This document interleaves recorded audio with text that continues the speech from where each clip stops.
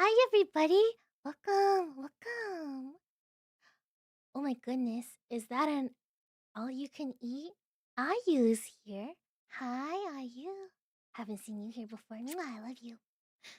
Hi, Tokai. Hi, Samius. Hi, Toby. Hello, hello, Echo. If you've noticed, I'm a little softer today. I'm a soft bean today. Because we're reading soft bean stuff. Mm-hmm. Let's see here. Is my mic okay? Am I too quiet? Let me. Okay. I think this is good right here. And then. Trying to think of good stories to start with. I saw somebody ask in the chat what counts as a fairy tale. Today, we're specifically going to be doing the Brothers Grimm's fairy tales.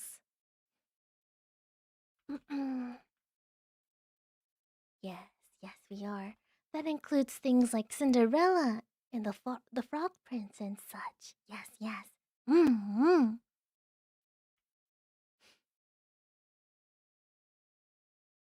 You know, some of the fairy tales that existed originally are a lot sadder and more, for lack of a better word, grim than the modern versions. And I think that it's because that they are originally meant to teach kids a lesson. And the world back then probably was a lot less forgiving than the world now, huh? With the average age of living being much longer now than it was before. People used to eat only bread and soup, and I bet they would get scurvy from not eating a lot of vegetables, huh? Wait, this is supposed to be a calming conversation. Hang on, hang on. Hello, welcome to the chat room. Mwah, welcome. Kisses for everybody. Mwah, mwah, mwah, mwah, mwah. What? Hello, hello, Echo. I don't think I have a favorite fairy tale, but I remember the ugly duckling from my childhood. Wow. Now, every once in a while, you might hear the crinkle of my water bottle. That that is an intentional, of course. Why would it not be intentional? Part of the stream. No, it's not intentional at all. One second. It's getting to be a little bit dark. So I'm actually going to turn on a nightlight in my space for the ambiance. I know there's a lot of light behind me already, but I'm gonna turn one more on. One moment.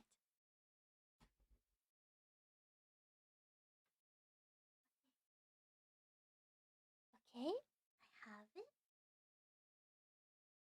And ooh, you know what? I'm gonna get this. Yeah. Ooh, just bumped into something. Okay. Alright. I'm nice and warm and cozied up. Mm-hmm. Let's see. For the very, very first one, I was thinking we could do the original telling of Hansel and Gretel, or we could do The Little Mermaid. Mm-hmm.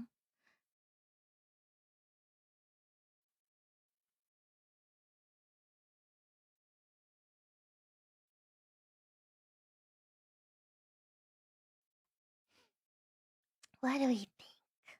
Mm-hmm.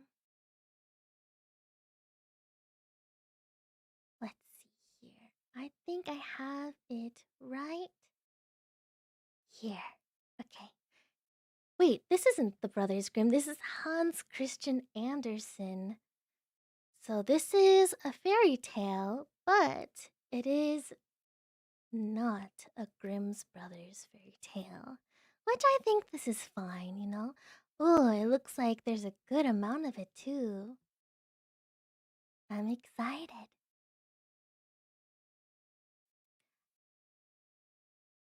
You'll need to write it yourself, though. Oh, Funny story, when I was in college, I took an elective course with an economics professor, and the whole class had to review and discuss fairy tales through an economic perspective. That's interesting.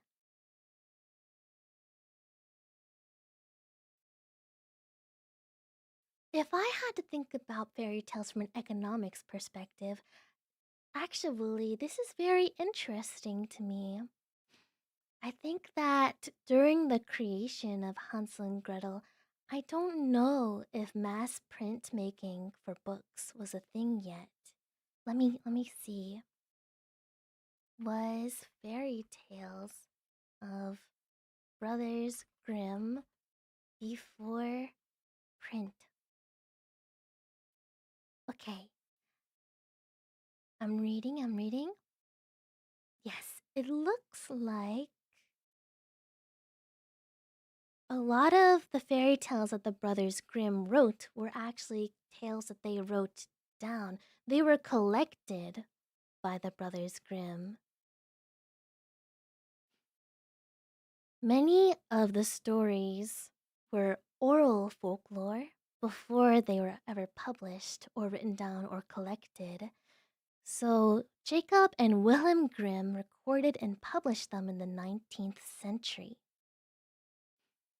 So it looks like a bunch of these stories existed entirely in the spoken word.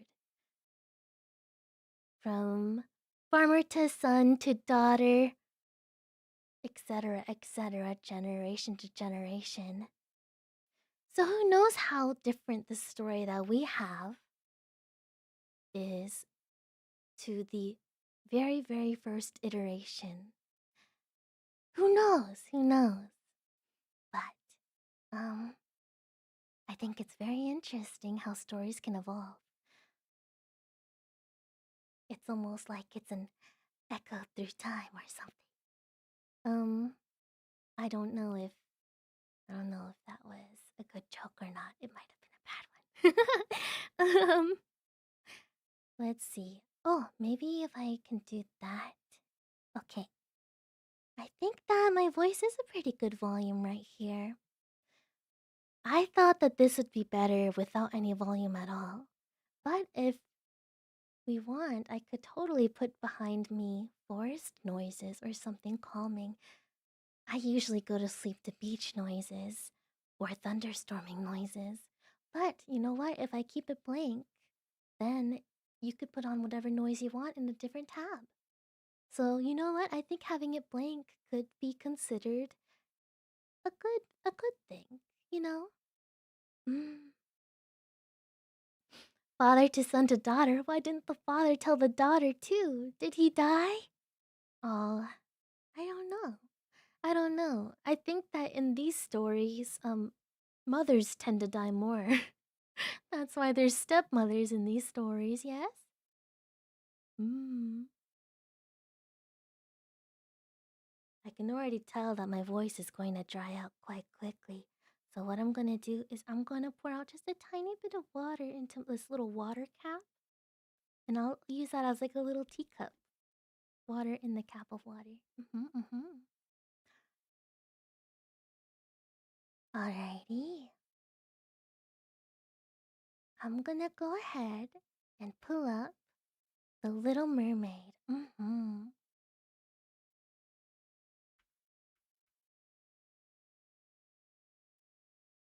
Okay, just like this.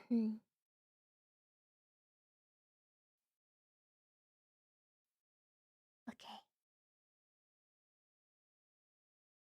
And you guys are free to talk amongst yourselves in the chat, okay? Don't mind me. I'm gonna be your background for today, okay? Mm. So just have fun and relax.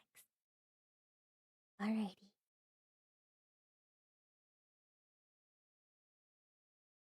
The Little Mermaid. Far out at sea, the water is as blue as the prettiest cornflowers and as clear as the purest crystal. But it is very deep.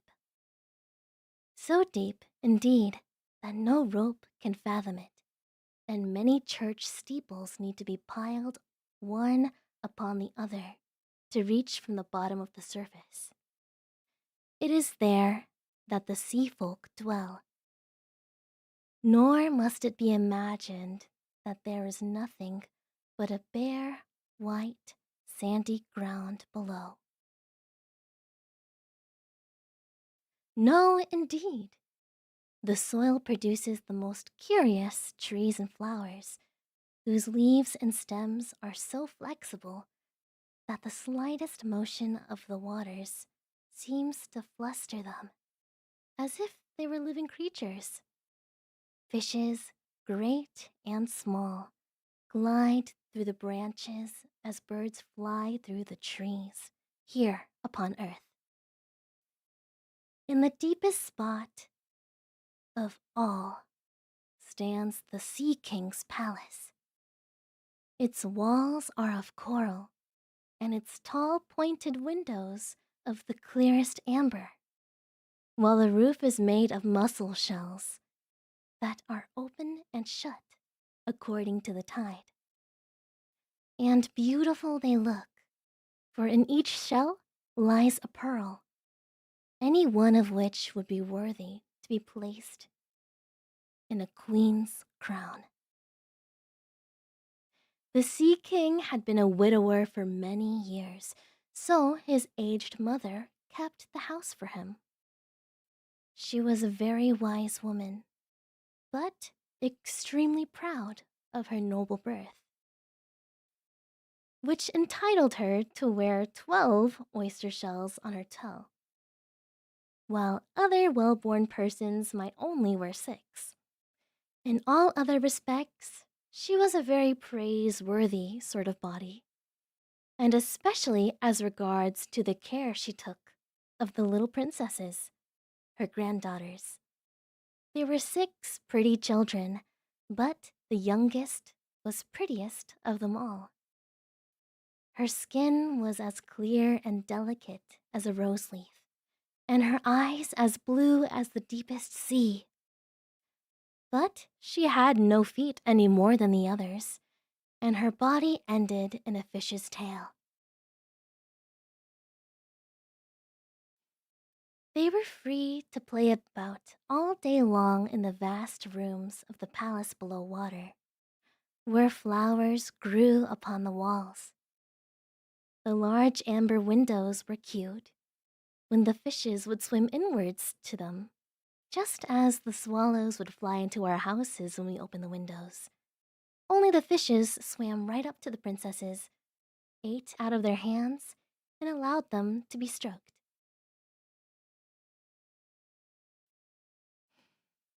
In the front of the palace was a large garden with bright red and dark blue trees, whose fruit glittered like gold and whose blossoms were like fiery sparks, as both stalks and leaves kept rustling continually.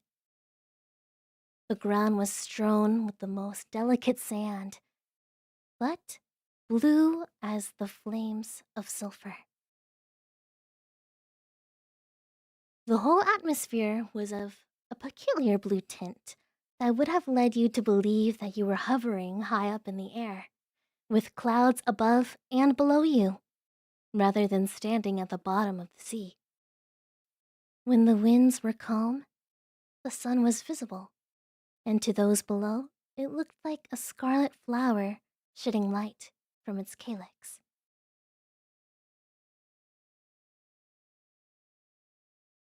Each of these little princesses had a plot of ground in the garden where she might dig and plant as she pleased.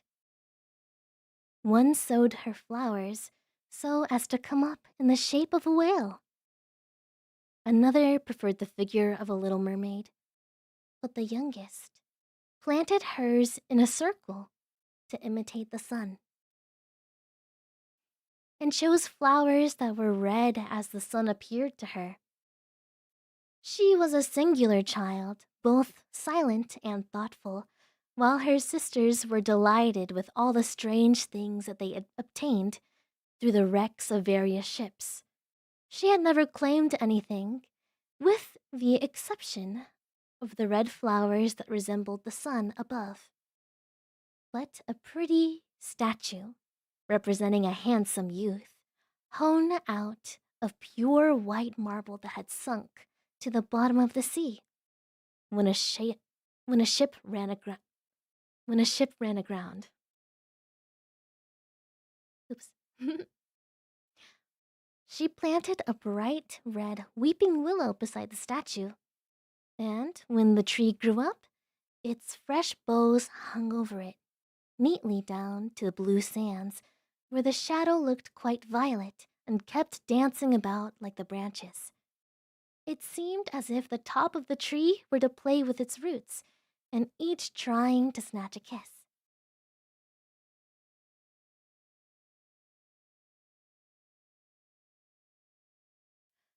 There was nothing she delighted in so much as to hear about the upper world.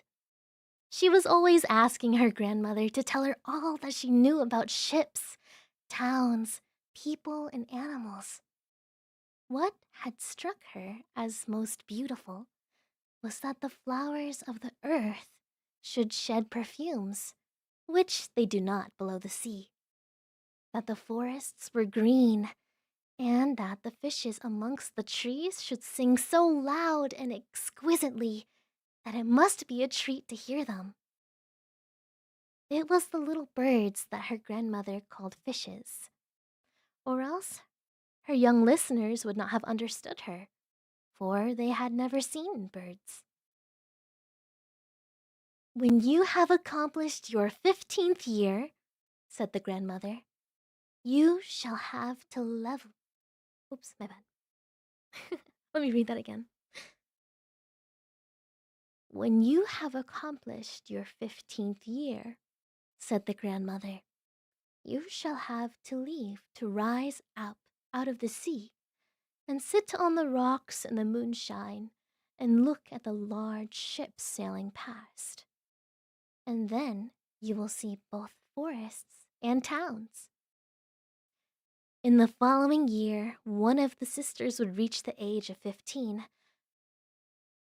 But as all the rest were each a year younger than the other, the youngest would have to wait to live years before it'd be her turn to come up from the bottom of the ocean to see what the world is like. However, the eldest promised to tell the others what she saw and what struck her as the most beautiful on the first day, for their grandmother did not tell them enough. And there were so many things that they wanted to know.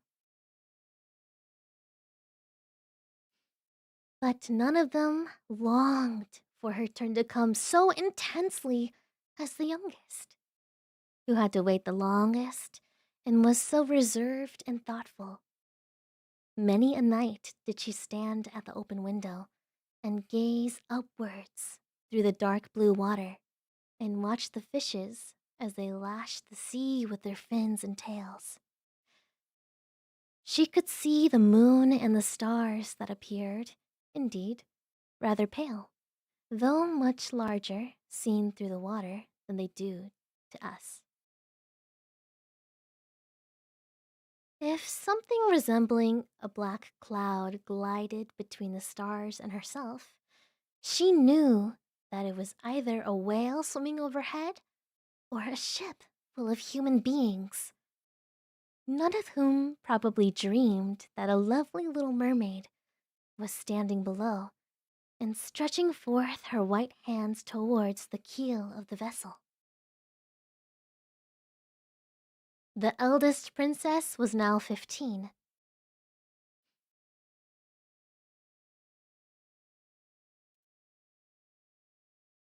There we go. Sorry, I lost my place. The eldest princess was now 15 and was allowed to rise up to the surface of the sea.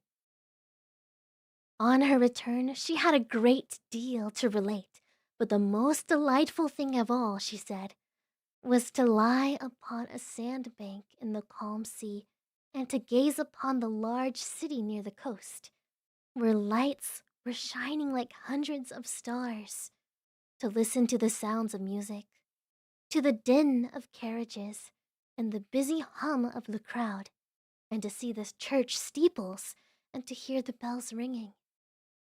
And she longed after all these things because she could not approach them. Oh, how attentively her younger sister listened. And later in the evening, when she stood at the open window, gazed up through the dark blue water, how she thought about the large city with its din and bustle, and even fancied she could hear the church bells ringing from below.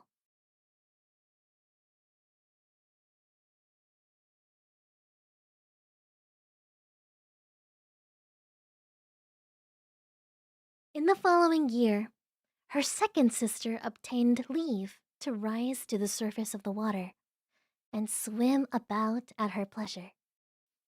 She went up just at sunset, which appeared to her the finest sight of all. She said that the whole sky appeared like gold, and as to the clouds, their beauty was beyond all description. Red and violet clouds sailed rapidly above her head, while a flock of wild swans, resembling a long white scarf, flew faster, flew still faster than they are. One moment. Flew still faster than they crossed the sea towards the setting sun. She, too, swam towards it, but the sun sank down, and the rosy hues vanished from the surface of the water and from the skies. The year after, the third sister went up. She was the boldest of them all, so she swam up a river that fell into the sea. She saw beautiful green hills covered with vines, castles and citadels peeped out from stately woods. She heard the birds singing, and the sun felt so warm that she was frequently obliged to dive down under the water to cool her burning face. In a small creek, she met with a whole troop of human children. They were naked, dabbling about in the water. She wanted to play with them, but they flew away in great alarm, and there came a little black animal. She meant to say dog, only she had never seen one before, who barked at her so tremendously that she was frightened and sought to reach the open sea. But she should never forget the beautiful forests, the green hills, or the pretty children who were able to swim in the water although they had no fish's tails. The fourth sister? Oops. The fourth sister was less daring. She remained in the midst of the sea and maintained that it was most beautiful at that point, because from thence one could see for miles around, and the sky looked like a glass bell over one's head. She had seen ships, but only at a distance. They looked like sea mews, and the waggish dolphins had thrown somersaults, and the large whales had squirted water through their nostrils. So one might fancy there were hundreds of fountains all around. Now was the fifth sister's turn. Her birthday was in the winter. Therefore she saw what the others had not seen the first time they went up. The sea looked quite green, and huge icebergs were floating about. Each looked like a pearl, she said, only larger than the churches built by human beings. They were the oddest shapes and glittered like diamonds.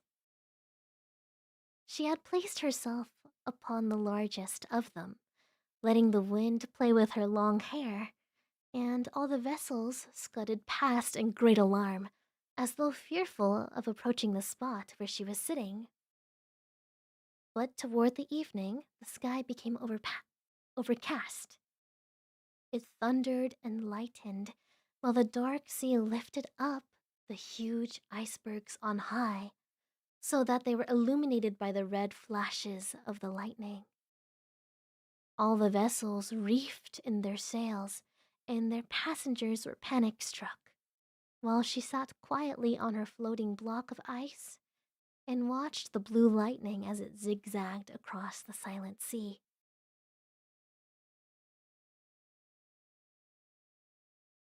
The first time that each of the sistered, the first time that each of the sisters had successfully risen to the surface of the water, they had been enchanted by the novelty and beauty of all they saw. But, being now grown up and at the liberty to go above as often as they pleased, they had grown indifferent to such excursions. They longed to come back into the water, and at the end of the month, they all declared that it was far more beautiful down below, and that it was pleasanter to stay at home. It frequently happened in the evening that the five sisters would intertwine their arms and rise up to the surface of the water all in a row. They had beautiful voices, far finer than any human beings. And when a storm was coming on, and they anticipated that a ship might sink, they swam before the vessel and sang most sweetly of the delights to be found beneath the water, begging the seafarers not to be afraid of coming down below. But the sailors could not understand what they said and mistook their words for the howling of the tempest, and they never saw all the fine things below. For if the ship sank, the men were drowned, and their bodies alone reached the Sea King's palace. When the sisters rose up arm in arm through the water, the youngest would stand alone, looking after them, and felt ready to cry. Only mermaids have no tears, and therefore suffer all the more. "How I wish I were 15," said she. "I am sure I shall love the world above and the beings that inhabit it." At last, she reached the age of 15. "Well, now you are grown up," said the grandmother, the widow of the late king. "So let me dress you like your sisters." And she put her hair in a wreath of white lilies, every leaf of which was half a pearl. And the old dame ordered 8 large oyster shells to be fastened to the princess's tail, to denote her high rank. "But they hurt me so," said the little mermaid. "Pride must suffer pain," said the old lady. Oh, how gladly would she have shaken off all this pomp and laid aside her heavy wreath. The red flowers in her garden adorned her far better, but she could not help herself. "Farewell!" cried she, rising lightly as a bubble to the surface of the water.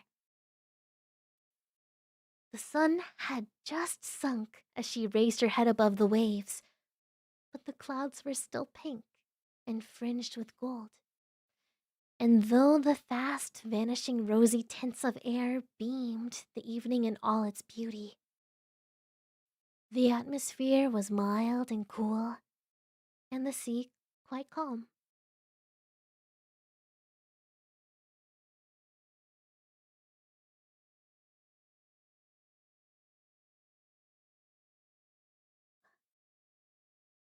A large ship with 3 masts was lying on its surface.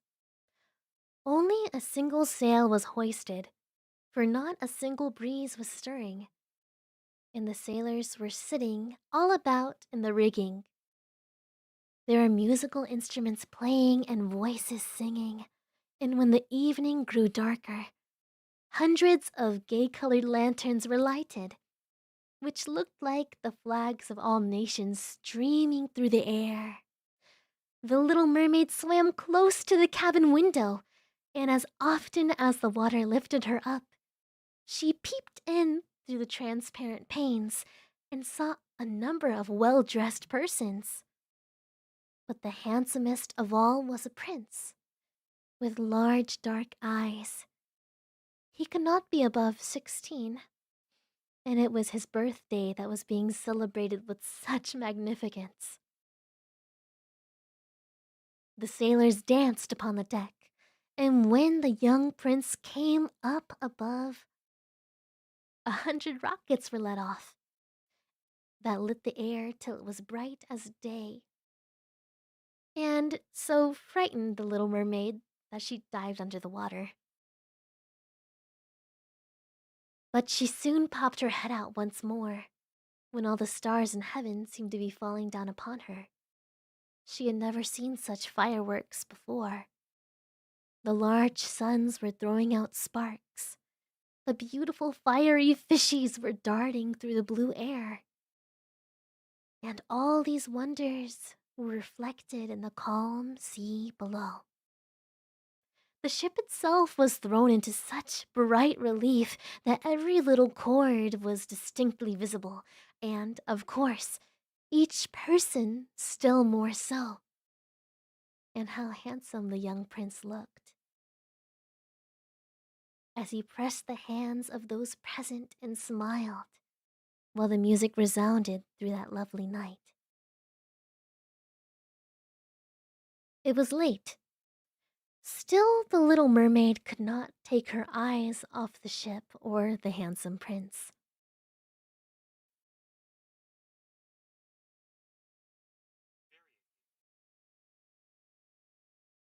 The variegated lanterns were now extinguished, and the rockets ceased to be let off, and no more cannons were fired. But there was still a rumbling and a grumbling in the heart of the sea. Still she sat up, rocking up and down in the water, so as to peep into the cabin. But now the ship began to move faster. The sails were unfurled one after the other. The waves ran higher. The heavy clouds flitted across the sky, and flashes of lightning were seen in the distance. A tremendous storm seemed to be coming on. So the sailors reefed in the sails once more. The large ship kept pitching to and fro in its rapid course across the raging sea. The billows heaved like so many gigantic black mountains threatening to roll over the topmast. But the ship dived down like a swan between the high waves, and then rose again on the towering pinnacle of the waters. The little mermaid fancied that this was a right pleasant mode of sailing, but the crew thought differently. The ship kept cracking and cracking. The thick planks gave way beneath the repeated lashings of the waves. A leak was sprung. The mast was broken in twain like a reed, and the vessel drooped on one side while the water kept filling the hold. The little mermaid now perceived that the crew were in danger, and she herself was obliged to take care not to hurt, not to be hurt by the beams and planks belonging to the ship that were dispersed upon the waters. For one moment it was so pitch dark that she could barely see anything. But when a flash of lightning illuminated the sky and enabled her to discern distinctly all on board, she looked especially for the young prince, whom she perceived sinking into the water just as the ship burst asunder. She was then quite pleased at the thought of his coming down to her, till she reflected that human beings cannot live in water, that she would be dead, that he would be dead by the time he reached her father's castle.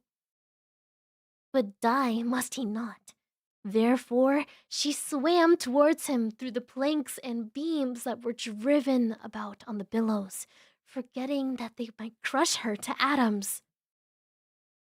She dived deep under the water, and then, rising again between the waves, she managed at length to reach the young prince, who was scarcely able to buffet any longer with the stormy sea. His arms and legs began to feel powerless. His beautiful eyes were closed, and he would have died had not the little mermaid come to his assistance. She held his head above the water and let the waves carry them whither they pleased. Toward the morning, the storm had abated, but not a wreck of the vessel was to be seen.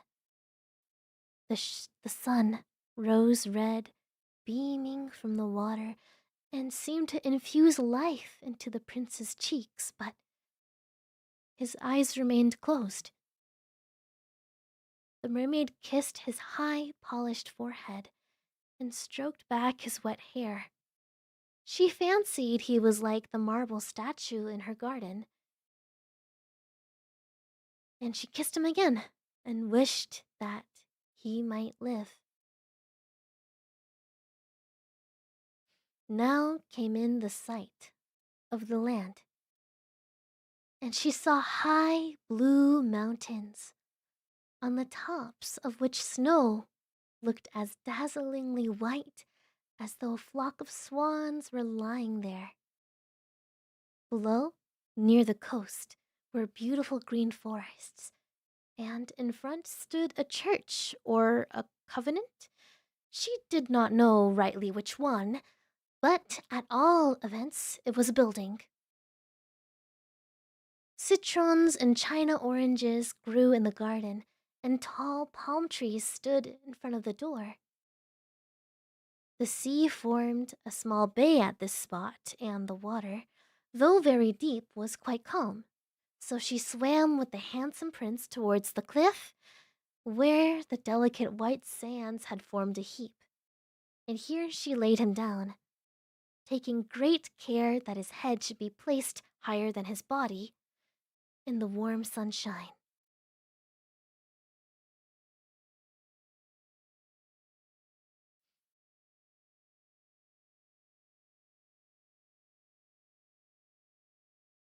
The bells now pealed from the garden, from the large white building, and a number of girls came into the garden. Oh, I think I read that wrong. Let me try again. The bells now pealed from the large white building, and a number of girls came into the garden. The little mermaid then swam further away and hid herself behind some high stones that rose out of the water, and covered her head and bosom with some foam, so that no one could see her countenance. Her little countenance. Is that how you say it? She watched whether anyone came to the poor prince's assistance. It was not long before a young maiden approached the spot where he was lying. She appeared frightened at first, but it was only for a moment. And then she saw that he was unconscious, and fetched a number of persons. The little mermaid saw the prince come to life again, and he smiled with all of those around him. But he did not send her a smile, neither did she know that she had saved him. So she felt quite afflicted. And when he was led into the large building, she dived back into the water with a heavy heart and returned to her father's castle. Silent and thoughtful she had always been, she now grew still more so. Her sisters inquired what she had seen the first time she went above, but she did not tell them. Many an evening and many a morning did she rise up to the spot where she had left the prince. She saw the fruit in the garden grow ripe, and then she saw it gathered. She saw the snow melt away from the summits of the high mountains, but she did not see the prince. And each time she returned more sorrowful than ever. Her only consolation was to sit in the little garden and fling her arms around the beauteous marble statue that was like the prince. But she ceased to tend to her flowers, and they grew like a wilderness all over the paths, entwining their long stems and leaves with the branches of the trees, so that it was quite dark beneath their shade.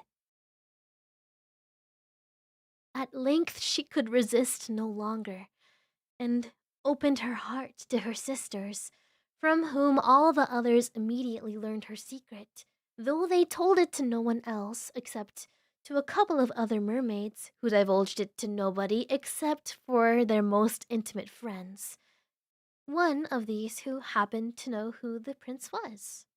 She too had seen the gala on shipboard and informed them whence he came and where his kingdom lay. "Come, little sister," said the little princesses, and intertwining their arms, they rose up in a long row out of the sea at a spot where they knew where the prince's palace stood. This was built of bright yellow shining stone with a broad flight of marble steps, the last of which reached down into the sea. Magnificent golden cupolas rose above the roof, and marble statues, closely imitating life, placed between pillars that surrounded the edifice, one could see through the transparent panes of the large windows, right into the magnificent rooms, fitted with costly silk curtains and splendid hangings and ornamented with large pictures on all the walls. It was a pleasure to look at everything. Now she knew where she lived, and she spent many an evening and many a night on the neighboring water. Hmm, this is very, very long. I'm going to skip forward just a little bit.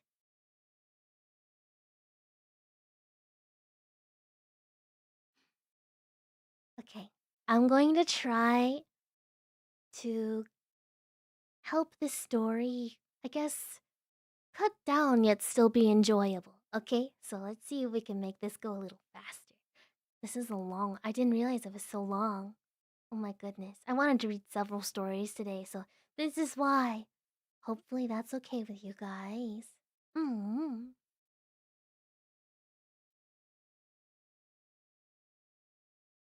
If human beings do not get drowned, can they live forever? Do they not die as we here in the sea? Said the little mermaid. She was asking her grandmother. Yes, said the ancient dame. They must die as well as we, and the term of their life is even shorter than ours. We can live to about 300 years old, but when we cease to be here, we shall only be changed into foam, and are not even buried below among those we love. Our souls are not immortal. We shall not enter upon a new life. We are like the green reed that can never flourish again once it has been cut through. Human beings, on the contrary, have a soul that lives eternally. Yes, even after the body has been committed to the earth and rises up to the bright stars above. "And why do we not have an immortal soul?" asked the little mermaid sorrowfully. "I would willingly give all the hundreds of years I may live to be a human being, but for one day, and to have the hope of sharing the joys of the heavenly world." "You must not think that," said the old dame. we feel we are much happier and better than the human race above. So I shall die and be driven out of the form. Oh my god. Let me say that again. So I shall die and be driven about like foam on the sea, and cease to hear the music of the waves, to see the beautiful flowers and the red sun. Is there nothing I can do to obtain an immortal soul? No, said the old sea queen. Unless a human being loved you so dearly, you were more to him than either father or mother, if all his thoughts and his love were centered in you. And he allowed the priest to lay his right hand in yours, promising to be faithful to you here and hereafter. Then would his soul glide into your body, and you too would obtain happiness that is shared among the human beings. He would give you a soul without forfeiting his own. But this would never happen. Your fish's tail, which is a beauty amongst us sea folk, is thought a deformity on earth because they know no better. It is necessary there to have two stout props that they call legs in order to be beautiful. The mermaid sighed as she cast a glance at her fish's tail. Let us be merry, said the old dame. Let us jump and hop about these 300 years that we live, which is really quite enough, in all conscience. We shall then be all the more disposed to rest at a later period. Tonight, we shall have a court ball.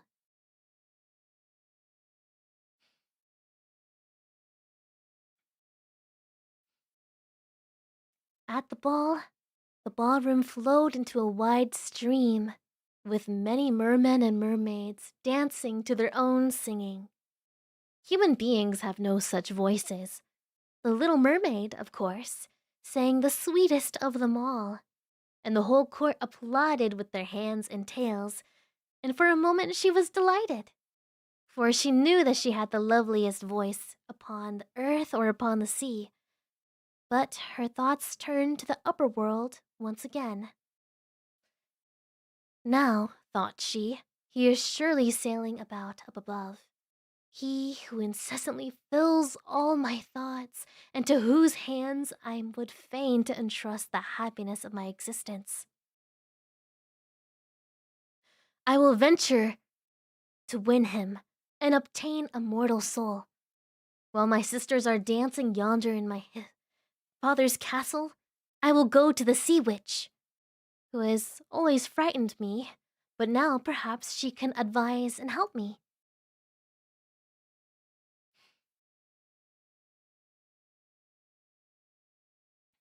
The little mermaid left her garden and rushed down the whirlpool where the sorceress lived. Nothing grew there, and it was a fathomless deep depth below. Between these whirlpools, the little mermaid might have gotten crushed, but she forced her way past to the dominion of the sea witch.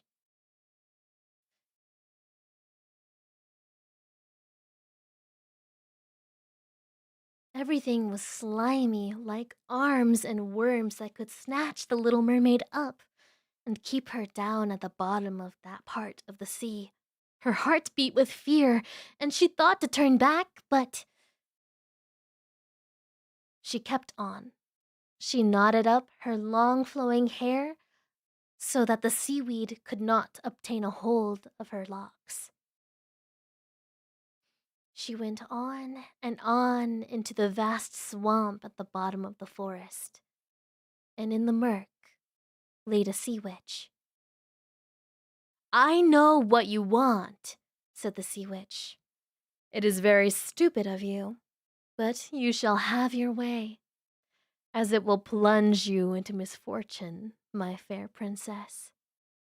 You want to be rid of your fish's tail, and to have a couple of props like those human beings have to walk upon, in order so that young prince may fall in love with you. You want to obtain his hand and immortal soul in marriage. The sea witch laughed so loudly and repulsively that the toad and snakes fell to the ground and laid wriggling about. You come just about the nick of time, added the witch, for tomorrow by sunrise I should no longer be able to help you till another year had flown past, and I shall prepare you a potion, and you must swim ashore with it tomorrow before sunrise, then sit down and drink it. Your tail will then disappear and shrivel up into what human beings call neat little legs. But mind, it will hurt you as much as if a sharp sword were thrust through you. Everyone that sees you will say that you are the most beautiful mortal ever seen. You will retain the floating elegance of your gait. No dancer will move so lightly as you, but every step you take will be like treading upon such sharp knives that you think that your blood must flow. If you choose to put up with sufferings like these, I have the power to help you. I do, said the little mermaid in a trembling voice, as she thought of the prince and his immortal soul. But bethink you will, said the witch. If you obtain a human form, you can never be a mermaid again. You will never be able to dive down into the water to your sisters or return to your father's palace. And if you should fail in winning the prince's love to the degree of his forgetting both mother and father for your sake, and loving you with his whole soul, and bidding the priest to join your hands in marriage, then you will never obtain an immortal soul. And the very day after he has married another, your heart will break, and you will dissolve into the foam on the billows. I am resolved, said the little mermaid. But you must pay me my dues, said the witch. And it is no small matter I require. You have the loveliest voice of all the inhabitants of the ocean, and you reckon upon its tones to charm into loving you.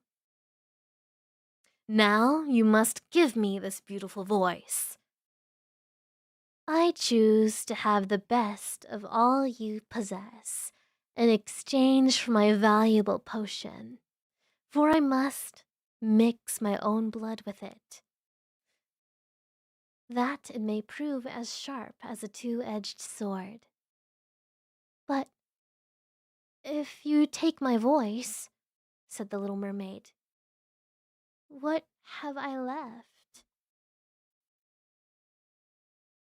Your lovely form, said the witch, your buoyant carriage, and your expressive eyes.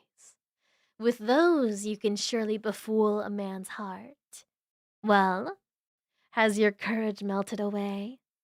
Come, put out your little tongue and let me cut it off for my fee, and you shall have your valuable potion.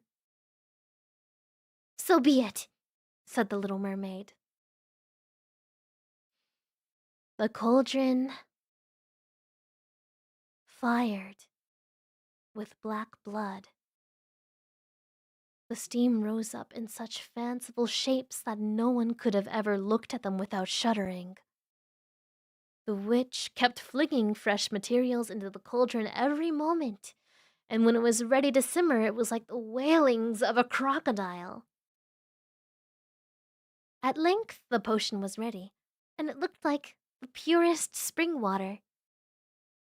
Here it is, said the witch. cutting off the mermaid's tongue. Now she could neither sing nor speak.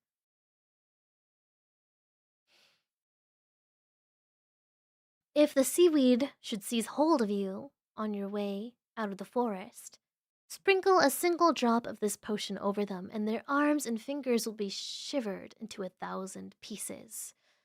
But the little mermaid had no need for this talisman, for the seaweed drew back in alarm upon seeing the dazzling potion that shined in her hand like a twinkling star. So she crossed rapidly through the forest, the swamp, the raging whirlpool, past her father's palace, and her heart seemed ready to burst in anguish, past her garden, past her sister's seaweed beds. She kissed her sister's hands each 1,000 times before she left, and she rose up through the blue waters. The sun had not yet risen when she saw the prince's castle, but she stood in the sand, as the witch had told her, and drank the sharp and burning potion, and it seemed as if a two-edged sword was running through her delicate frame. She fainted, and remained apparently lifeless to everybody else that came upon her. When the sun rose, just above her stood the handsome young prince. He gazed at her so intently that she cast her gaze into the ground shyly. Her fish's tail was now gone, and now she only had the neatest little legs that a maiden could desire. Only she had no clothes on, so she wrapped herself in her long, thick hair. The prince asked her who she was and how she had come here, but she could only look at him with her mild, sorrowful, deep blue eyes.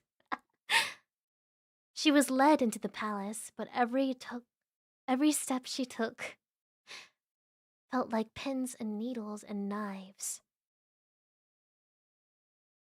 She was now dressed in the robes of silk and was the most beautiful of all of the inmates of the palace, but she could neither sing nor speak. The other girls in the palace would come to the prince and sing before him and his parents, and one of them happened to sing more beautifully than all the others, and the prince clapped his hands and smiled. This made her feel terrible, as she knew she could sing better, more exquisitely, more beautifully than all, but she sacrificed her voice to be near him. Everybody danced before the prince and the king and queen, and the little mermaid rose her beautiful white toes, stood on her tippy toes, and floated across the floor in such a way no one had ever danced before. In such beauty, she appeared and appealed directly into his heart. The prince was enchanted with her as she danced on and on, although every dance step felt like sharp knives. The prince declared he would never part with her, and she obtained leave to sleep on a velvet cushion before his door. A velvet cushion? Wait, that's terrible. Sorry, hang on. I broke character. Okay. Um he had her dressed in male attire so that she might accompany him on horseback. Then they rode together through the forest, and the little birds sang amongst the trees. At night, when others slept, she would sit on the broad marble steps and cooled her burning feet by the sea water.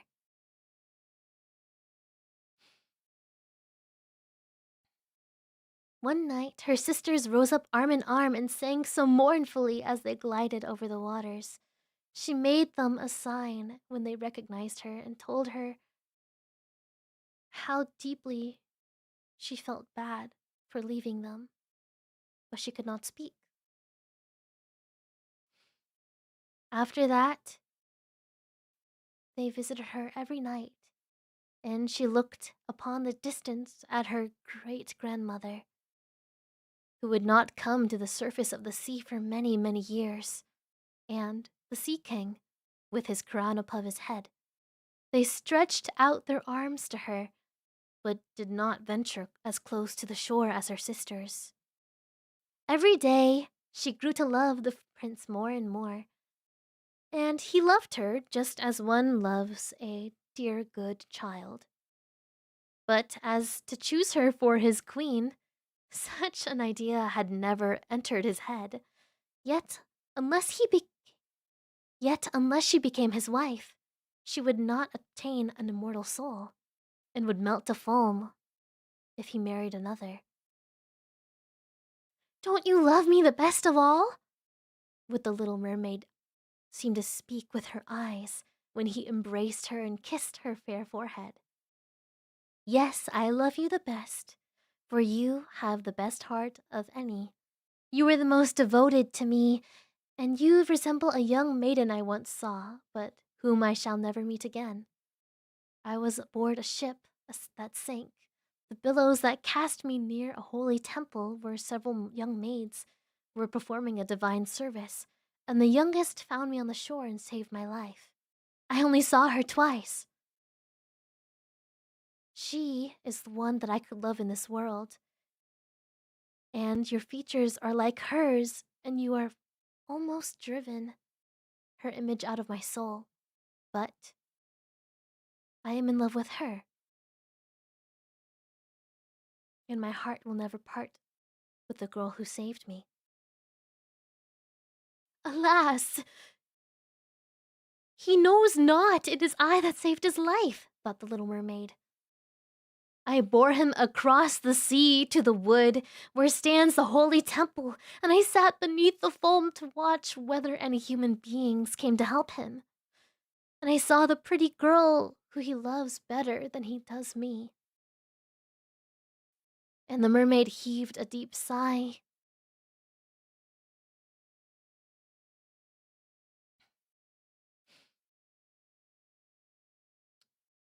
Let me see here. The king and the queen now came with talks of marriage. They said that he must marry. And so he said to the princess, to the little mermaid, whom the prince had no idea was a princess, "I must travel. I must meet a princess because my parents require it of me. They will not force me to bring her home as my bride, but I cannot love her. She does not resemble the beautiful maid at the temple that saved me. And if I were to choose a bride, I'd rather choose you, someone that looks like her, than anybody else." And so he kissed her forehead and left. Mm.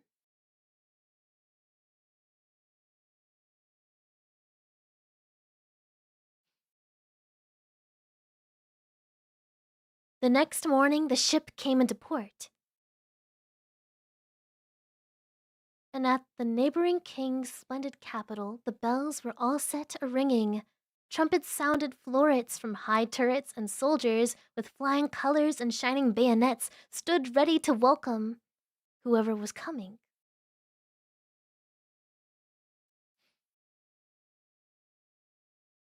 The princess peeked at the guest for which the ship carried. The And the prince cried, "It is you! You who saved me when I laid like a lifeless corpse upon the shore." And he folded his blushing bride in his arms. "Oh, I am too happy," he said to the little mermaid. "My fondest dream has come to pass. You will rejoice at my happiness, for you wish me better than all of them." And the little mermaid kissed his hand and felt already as if her heart was about to break, and his wedding morning would bring about her death.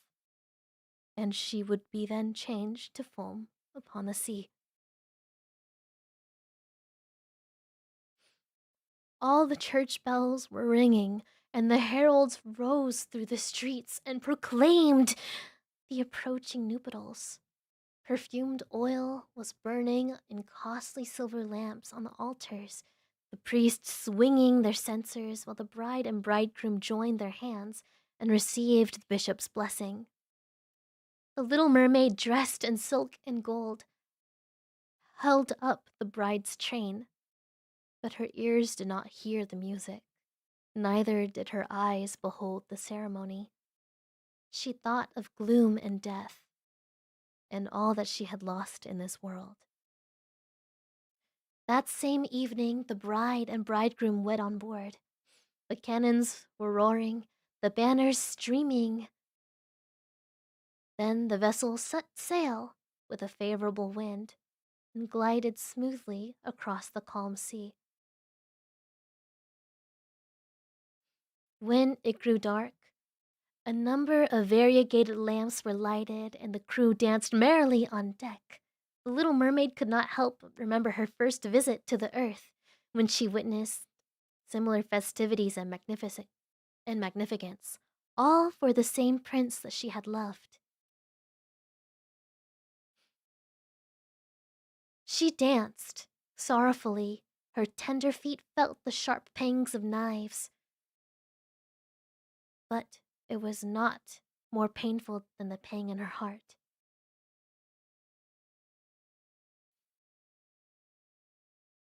An eternal night, unlivened by either thoughts or dreams, now awaited for her, for she had no soul, and now she could never obtain one. Yet all was joyful and gaiety on board till long past midnight, and she was fain to laugh and dance through the thoughts of her death in her heart. The prince kissed his beautiful bride, and she played with his black locks, and they went arm in arm to rest in their own tent. All was quiet on board. The little mermaid rested her arms on the edge of the vessel, looking towards the east of the coming morning. The next sunbeam, she knew, will kill her. She saw the sisters of hers rising out of the flood, as pale as her. Their long and beautiful locks were cut off. We gave our hair to the witch to obtain kelp so that you must not die tonight. She gave us a knife in exchange, and a sharp one. Before sunrise, plunge it into the prince's heart, and when his warm blood sprinkles your feet, they will again come up to be a fish's tail, and you will be a mermaid once more. Come down to us and live out your 300 years before you turn into an inanimate salt form. Haste! Haste then! He or you must die before sunrise. Our old grandmother has fretted till her white hair has fallen off, and ours has been sacrificed to the great witch. Haste!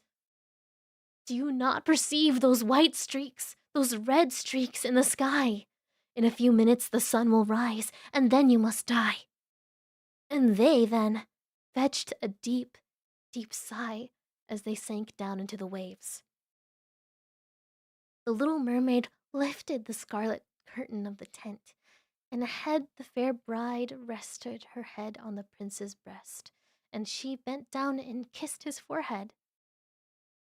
The dawn grew brighter and brighter.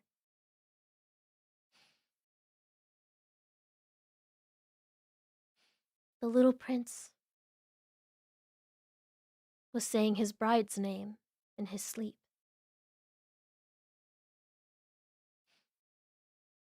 That woman alone filled his thoughts, and the little mermaid was no longer in them. She clutched the knife instinctively, but in another moment, she hurled the blade far away into the waves. she looked at the prince one last time and jumped overboard and felt her body dissolving into foam. The sun now rose out of the sea, and the beams threw a kindly warmth upon the cold foam, and the little mermaid did not experience the pangs of death. She saw the bright sun, beautiful creatures, the ship's white sails, the red clouds in the sky, the swarms of beings.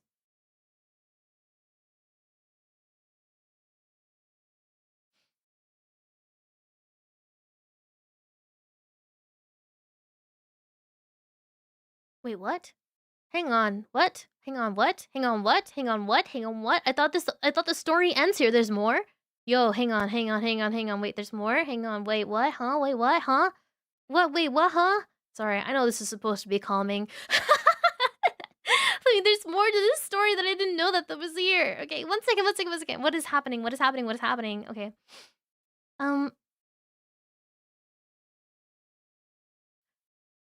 She caught a glimpse of swarms of lovely beings, their language melodic but too ethereal to be heard by human ears.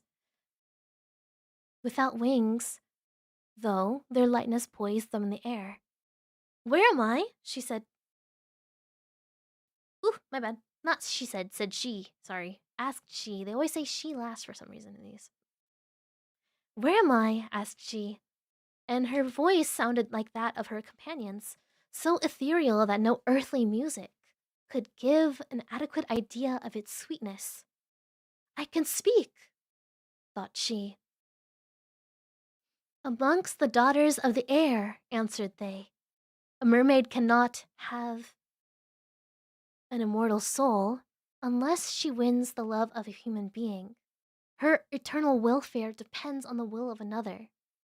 But the daughters of the air, although not possessing an immortal soul by nature, can obtain one by obtaining good deeds. We fly to warm countries and to fan the burning atmosphere laden with pestilence that destroys the sons of man. You poor mermaid, you've striven your whole life to do good. You have suffered and endured and raised yourself into being an aerial spirit. And now your good works obtain you an immortal soul." Her eyes filled with tears, and she glided into the kingdom of heaven. "We may reach it sooner," whispered one of the daughters of the air.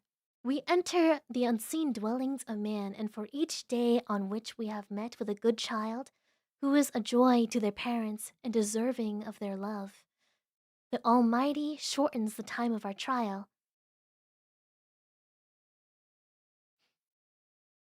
Oh, but when we see an ill-behaved or naughty child, we shed tears of sorrow, and each tear adds a day to the time of our probation." That's the end. What? What? Hang on. Hang on.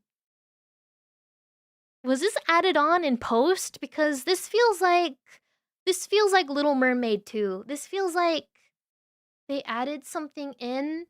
They added something in after like the initial story because they were like, it's too sad. I thought that it would have just ended after she sank into the foam. I would have liked it if it ended right there. Because hang on. This is insane. Okay. So she strives her whole life to be nice to others, to follow her dreams, to follow the things that she loves, right, guys? Right?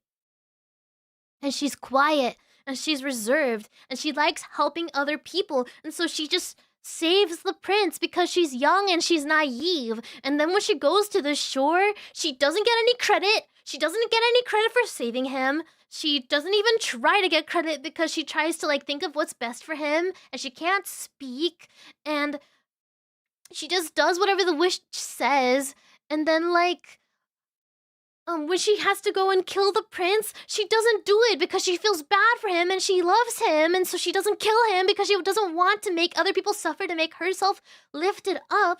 And then she turns into sea foam. I feel like the story should be like, you're supposed to, I don't know, like, I don't know, think for yourself and make yourself happy before you make other people happy. But then at the very end of the story, it just says, oh, it's good that you did that. It's good that you did that. It's good that you sacrificed. So you sacrificed everything to make everybody else happy, but not yourself.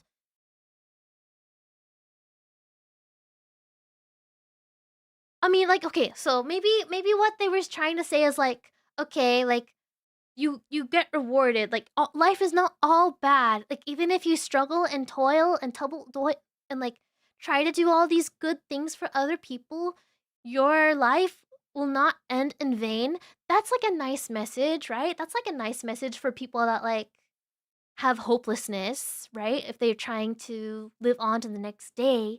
But I don't think that that should be in conjunction to the moral of you like sacrificing everything to make ah I'm frustrated. No, because I'm frustrated. I'm frustrated. The wiki article goes on a bit after the foam bit in the first paragraph. Okay, let me see. After the first paragraph, I'm gonna look.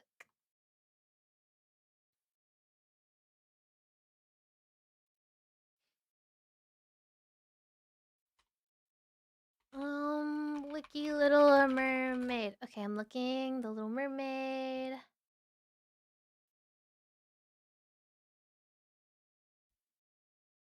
Okay, so I guess if I had to oh my god. No, hang on. Trying to think here. If I had to blame anybody, I would I don't I don't know. The whole thing is just so tragic. It's so tragic and sad because I feel like a lot of this could have been resolved if the princess was like raised to be confident in herself and to voice her needs and to not have secrets. Like what was she so afraid of saying to all the people that she loves? Oh, discussing why Anderson chose to write a tragic story with a happy ending. Oh, I assume that they did that because there was just too much tragedy going on in the world.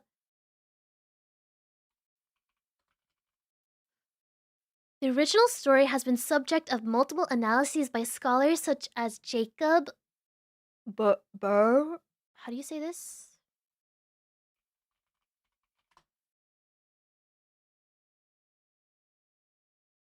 Bet Begild. Begild and Pernil Hegard, as well as the folklorist Maria Tatar. These analyses cover aspects of the story, from interpreting the themes to discussing why Anderson chose to write a tragic story with a happy ending. Hang on, I'm gonna change the text on the screen a little bit. Okay, now we're analyzing The Little Mermaid because I cannot fathom. I need to know. I need to know more. Okay.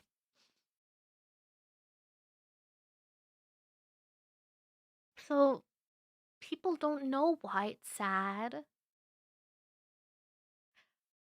The story is very Christian. Very Christian. With the idea of an immortal soul and such. I feel like immortal souls are not talked about very much in this day and age. But it's they were very important. They were very important at this time. Hang on. So let's do a historical analysis really quickly. So I'm going. Oh my god, this is supposed to be like ASMR like, but I'm so invested now. I can't do this anymore. I can't do this anymore. I need to have a notepad. I need to put my notepad up right now. I need to know. Okay. Um let's do a window capture.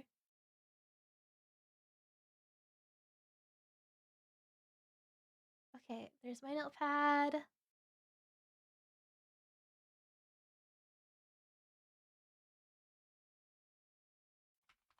Okay. Here's enough ASMR literally analysis in the world. In what world is me screaming calming? Surely you jest. I don't know. I get told that my speaking voice is pretty calming, all things considered. So I don't know exactly what about it is calming to people, but you know what? We ball. Okay. I'm gonna stand just a little bit further.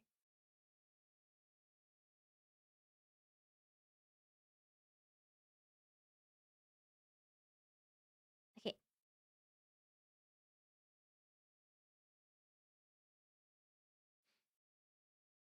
I feel like I'm a bit high on the screen.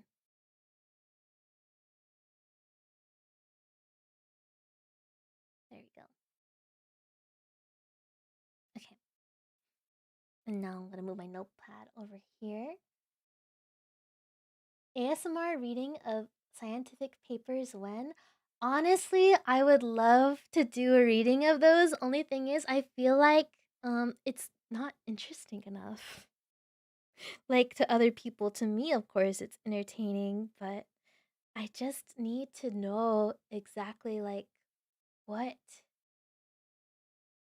kind of papers people are interested in that regard. Okay, I'm gonna make this long. Alrighty. So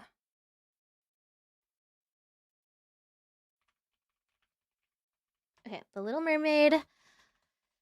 So first things first, it was originally published. Okay, so what I'm gonna do is actually I'm gonna start collecting facts here because there's some stuff that I'm pretty interested in knowing.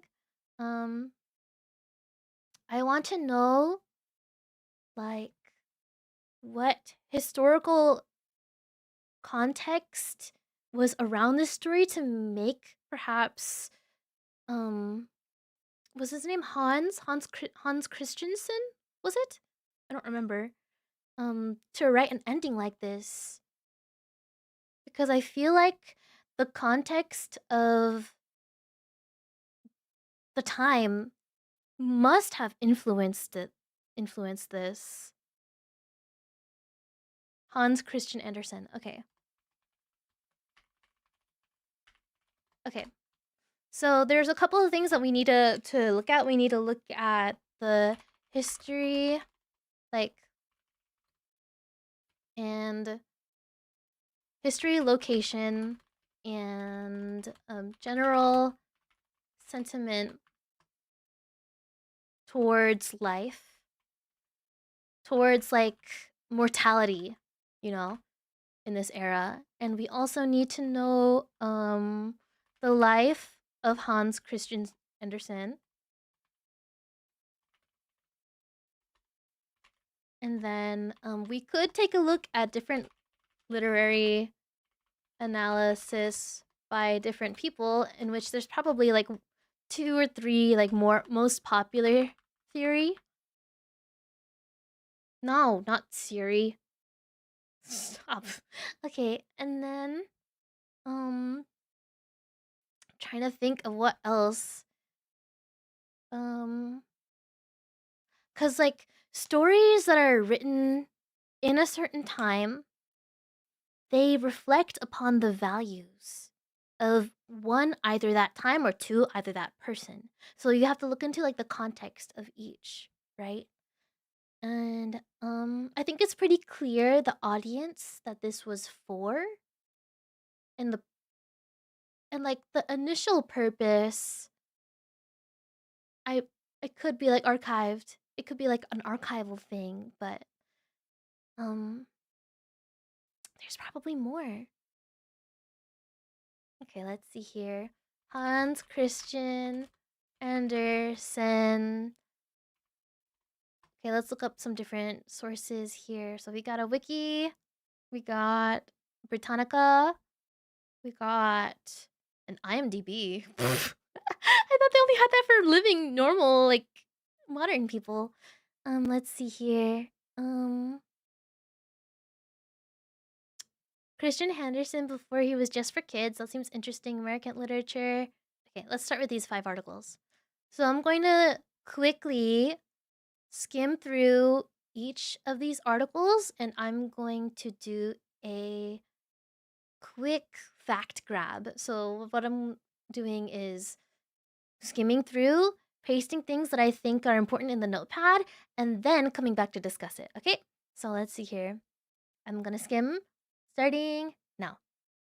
So his birthday, he was born in 1805, he died in 1875. Okay.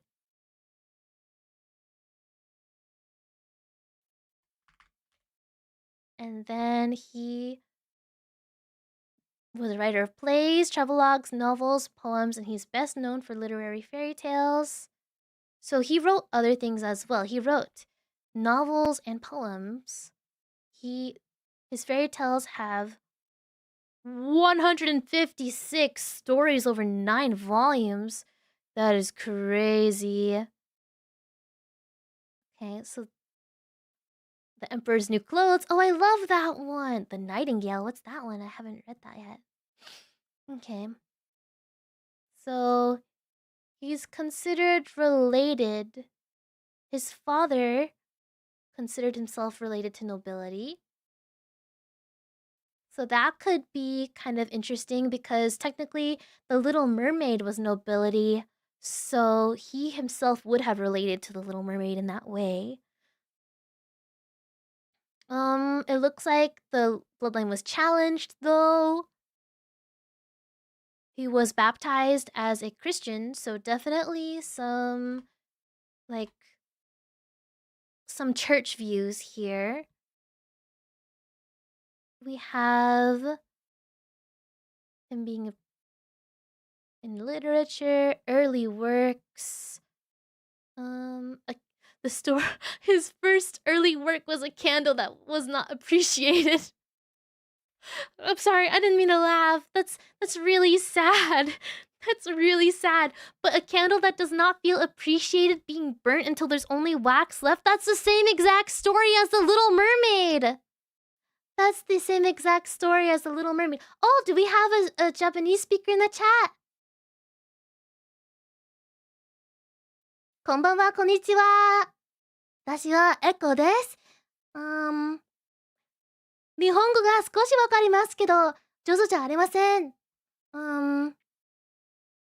い Let me see. What's up? What else do I say?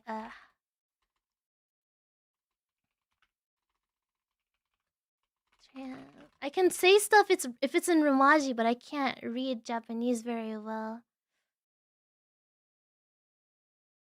Let me see.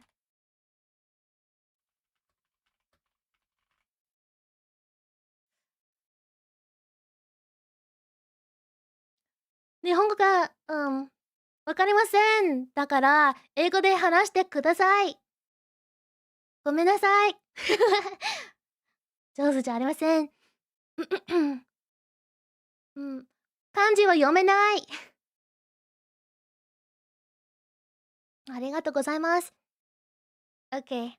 I think I've said enough. I just said I can't read kanji. Please speak in English. And I'm not very good at Japanese. My pronunciation is okay, but in order to like form sentences, my brain doesn't work very well. I guess because I don't speak to enough Japanese speakers. If I were in Japan and I had to live there for a homestay, I think that I'd be able to practice enough to get it. My echoes are actually all the echoes are very good at picking up languages actually. But I have to hear it. I have to hear it more in order to be able to say it properly, you know? So that's a part of it.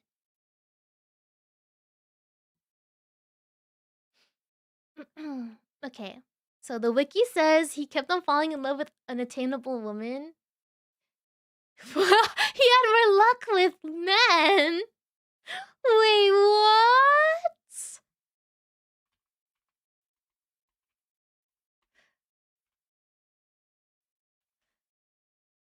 That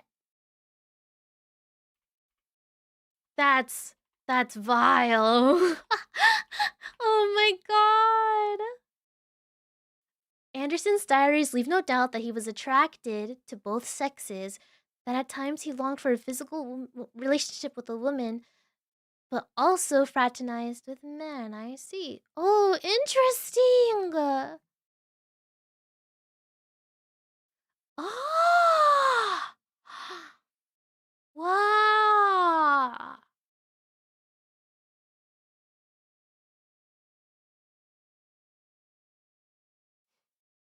So he was the candle that didn't feel appreciated. One, that's tragic. That's really tragic, and I feel bad that he had to go through so much strife. Two, I'm so curious to know, like, what he would have been like to talk to. I feel like people that. Okay, I'm gonna say this. Um, I'm gonna say this with a grain of salt. Like people that are super into romance and have the romantic ups and downs, very, very in like worldly people to talk to. Oh, they said, hello, it's my first time here. Nice to meet you. Oh,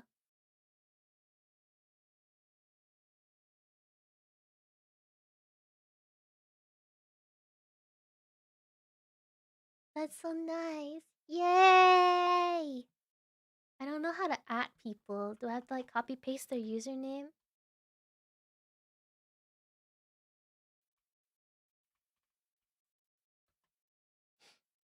I came across your song short and it was so beautiful. I'm really happy that I could catch your stream. Hey, arigatou gozaimasu. Ah! Um, how do I say thank you for the compliment?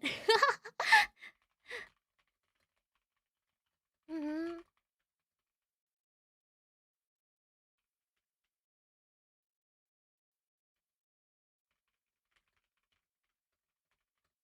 Okay, I'm gonna try reading this. It might be bad. Let's see here.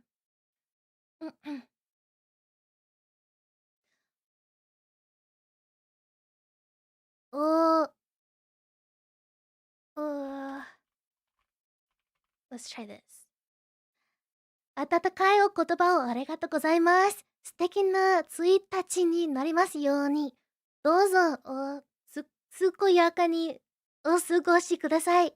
また、周りの方々があなたに優しく接してくださるを、くださることを願っています。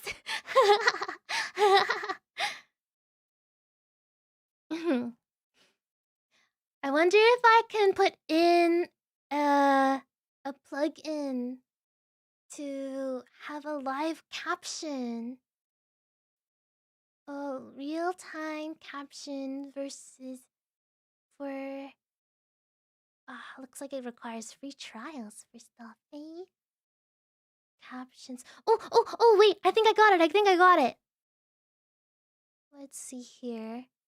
Tools, captions, audio source. Microsoft speech to text. Enable. And then how do I check if it's working? Caption. Eh, uh. Wait, wait. I don't know how to do it. I'll do it later. I'll do it later this time. What was I saying? He's a candle? I'm just wondering, like, this guy, he would have been. I bet he would be the type to make tons of Snapchat stories about his, like, his exes and stuff. But he'd be like, you're like the moon. No, he'd be like, I'm like the moon and you're like the sun, but we can never see each other. Yet I reflect your light. Like he would say stuff like that in the modern day. Hmm?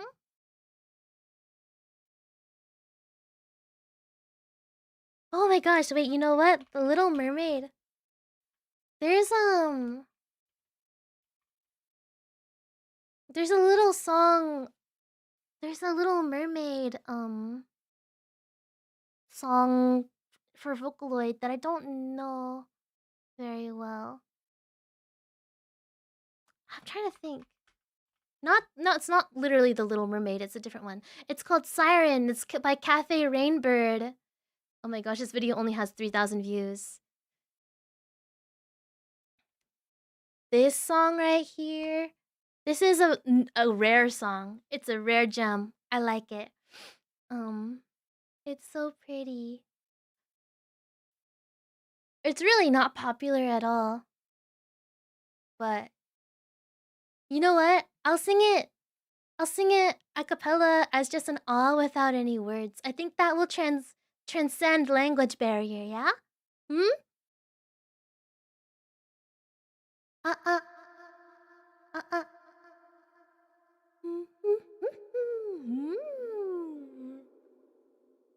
Ba, ba, ba, ba.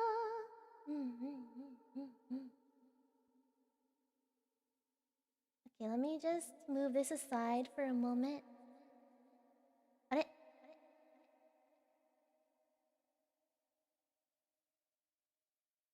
Okay. I'm just gonna do this one time for funsies, okay? And then I'll probably just go back to chatting normally because I just like this song. How does it go again?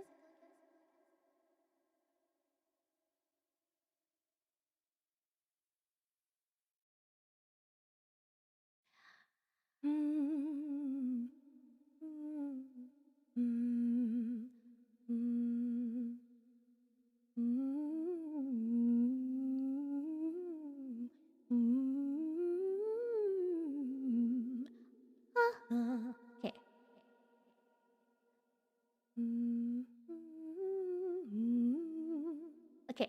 Okay.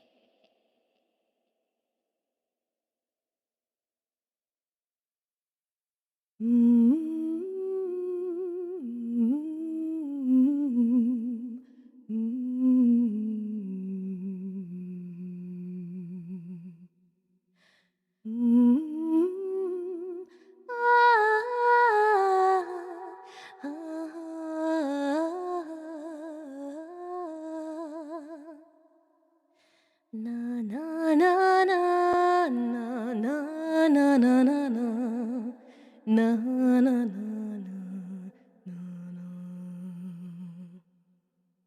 na na na na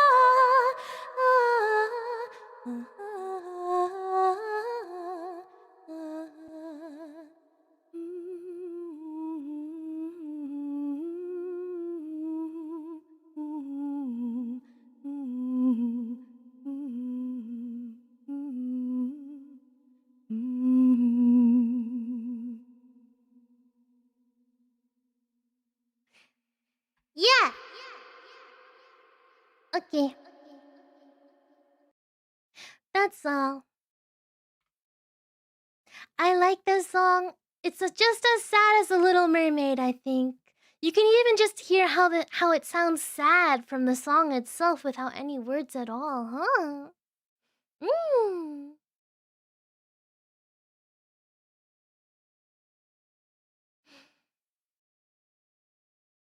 In the original key, it's a little bit higher. So, but I just didn't know if I could do it, so I lowered it a little bit.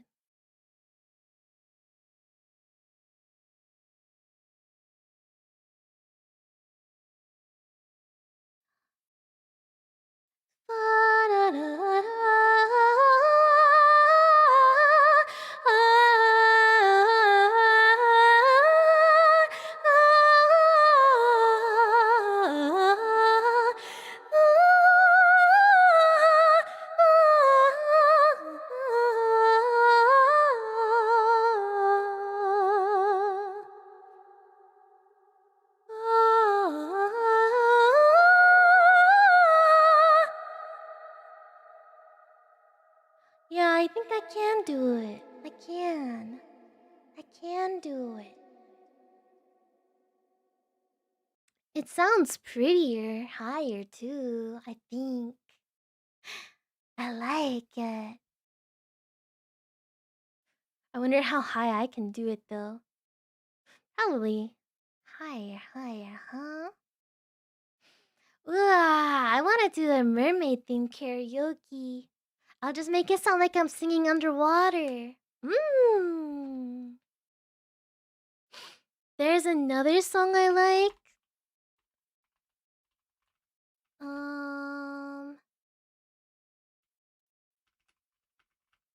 What's it called?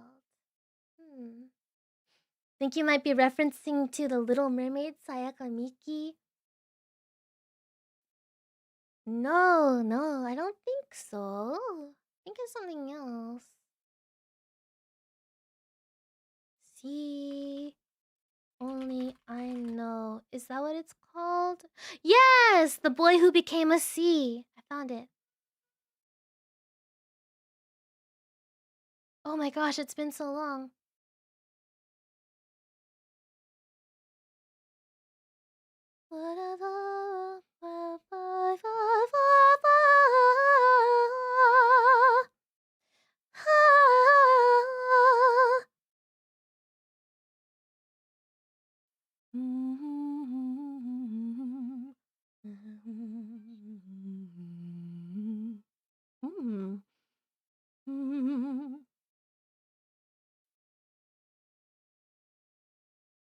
But can I reach this note? Sorry, I'm listening to it. Something.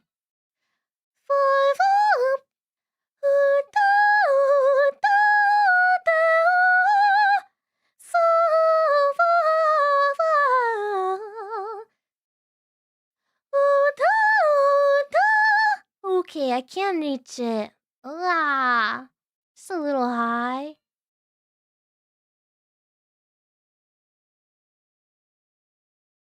Oh, there's a key change though. There's a key change. Sup, sup. Sounds kind of gross. I don't like it. I don't like it. Whew. If I sang this song, I'd probably turn it a key down.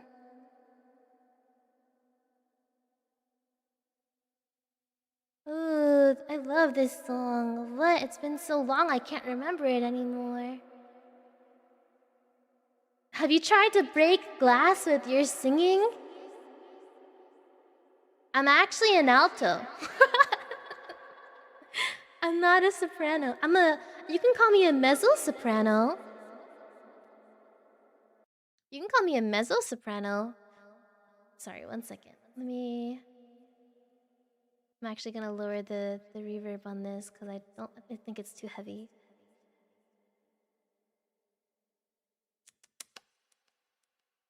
Ah. Okay, let's try to kill it a little bit. Hey?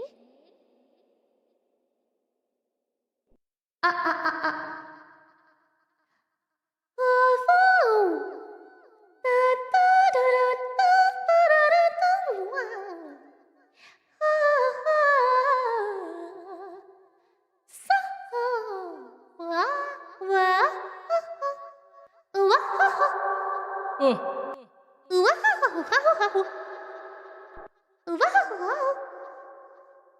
Wow! Wow! Wow!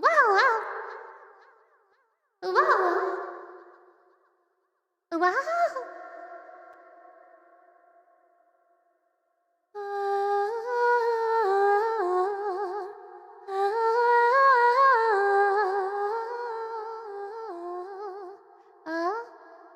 Wow, wow, wow, wow, wow, wow, wow.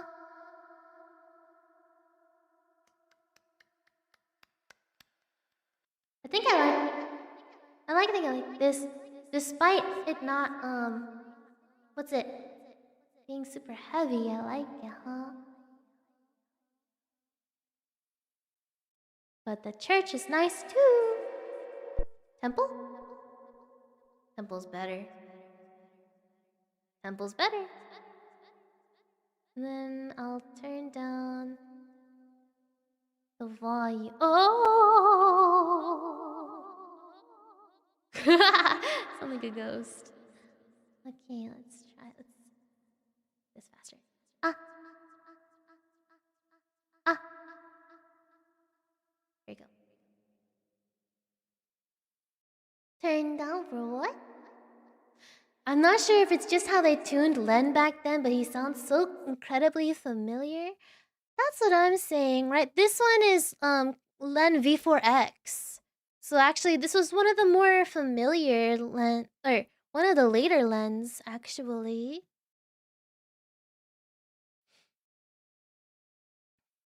I like him.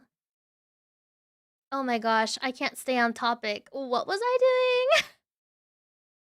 Oh yeah, we were going through a literary analysis of the life of Hans Christian Andersen, along with his history of heartbreak and his unluckiness with women, and how he lived and how that would have affected his works. John Lennon? I don't know who John Lennon is. Wait, he's a Beatle, right? John Lennon's a Beatle, right?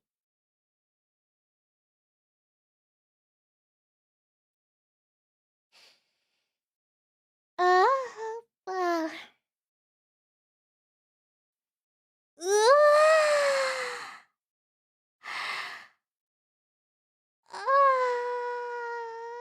stretching.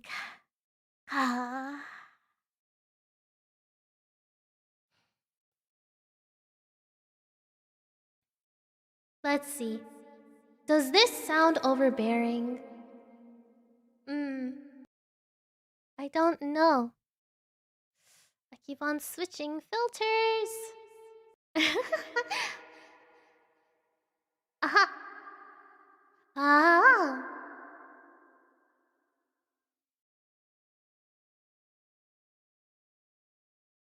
Mm. I got the hiccups.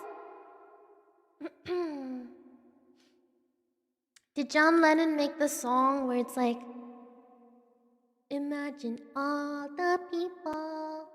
That song? Keep killing, keep on dying. Wait, children, people keep on trying. Wait, children keep on trying. No, children. Wait, children, people, children, people, children keep on dying. Children, people keep on dying. Children.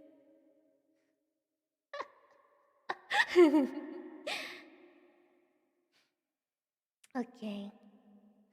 Honestly, that story was so long. I'm itching to talk. I'm itching to talk. Do you guys like how everything looks right now? We can keep the screen nice and relaxing. We can make this a relaxing nighttime talking.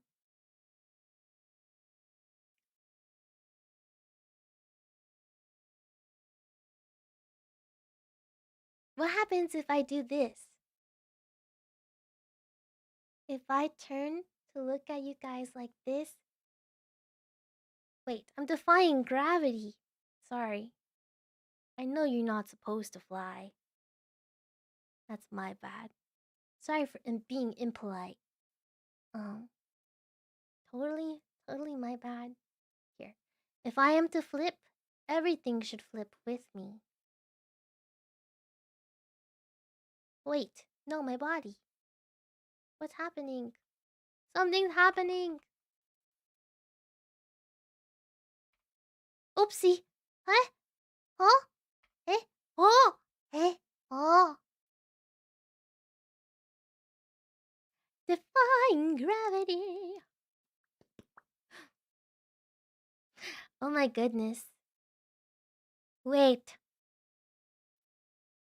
Spin to win. Hello,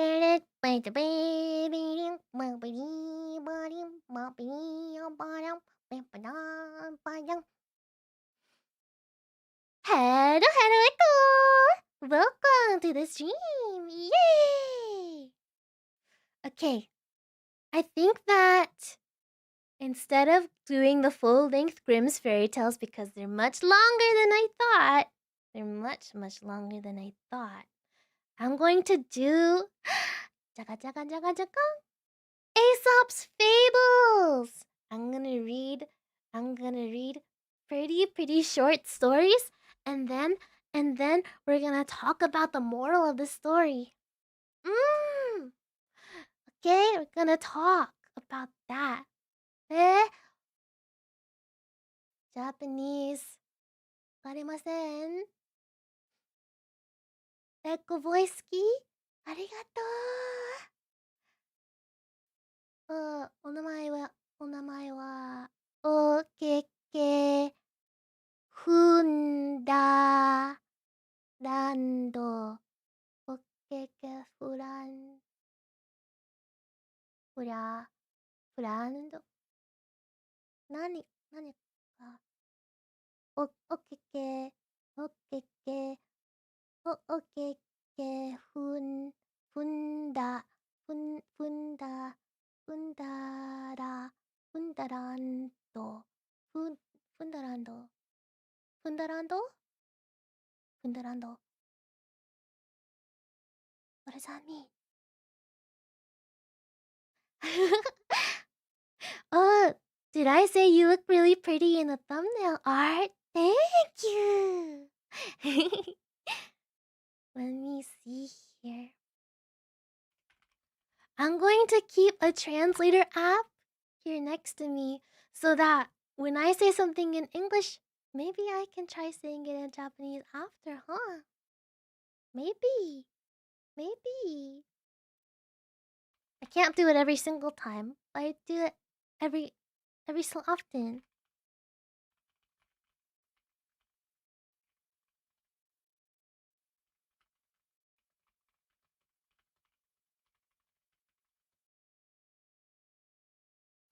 Hello, Echo! Welcome back! Did you finish another fairy tale? We're just about to start another one.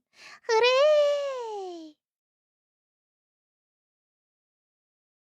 Oh, OKK Wonderland! Wonderlando!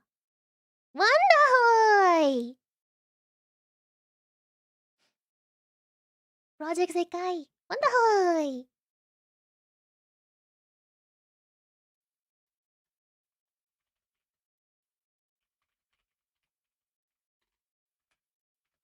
Okay, I'm gonna get my book cause this one is actually going to be a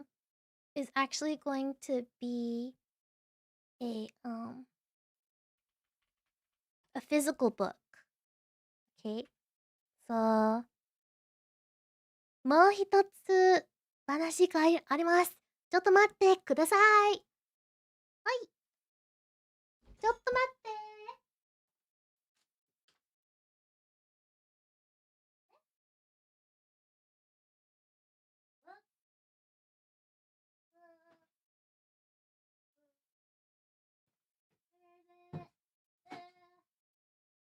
Ooh, I found soap!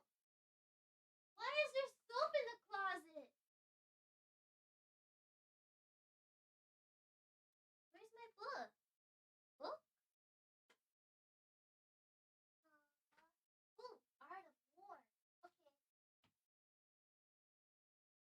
no Tzu today.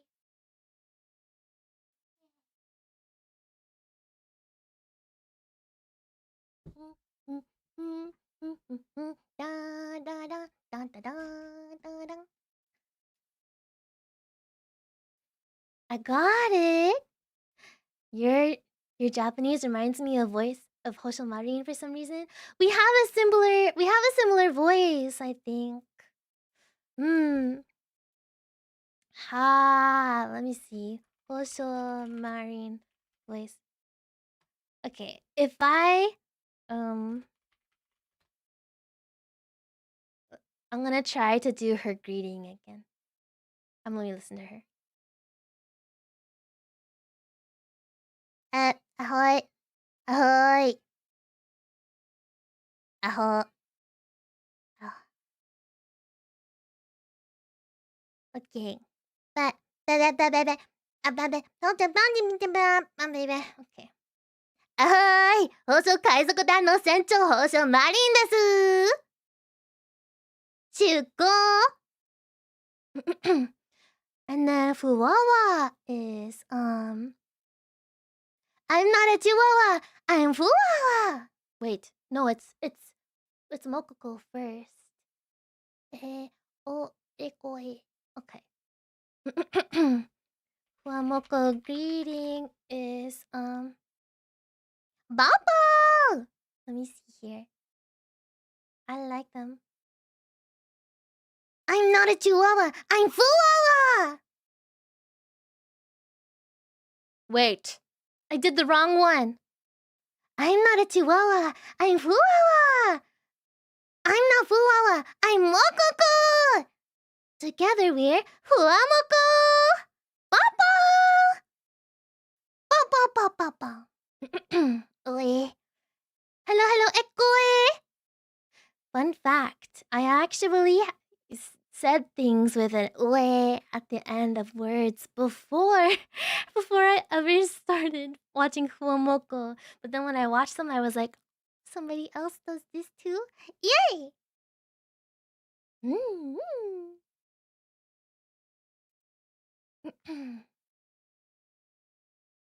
Hosomarin is so cute. Toki toki shiteru. Mada hayai. Tambaraman. Yeah? Okay.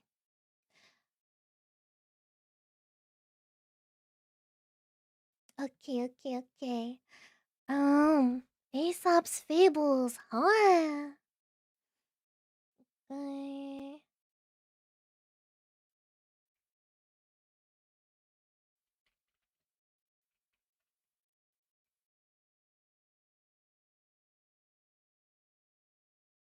Okay, we're gonna read some Aesop's Fables.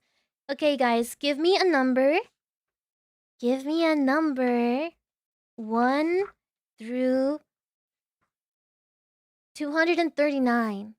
I have 239 Aesop's Fables right here in this book right in front of me.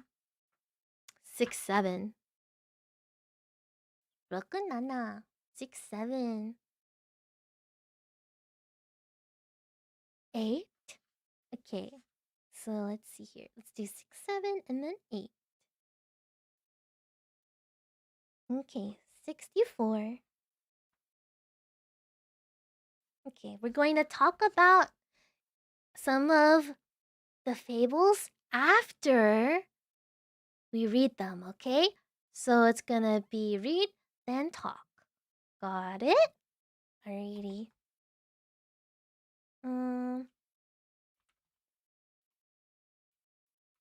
The mouse, the frog, and the hawk.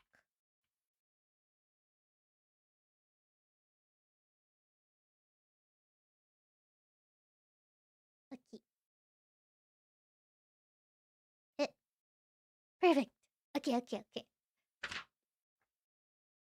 今から Aesop 童話を読みます。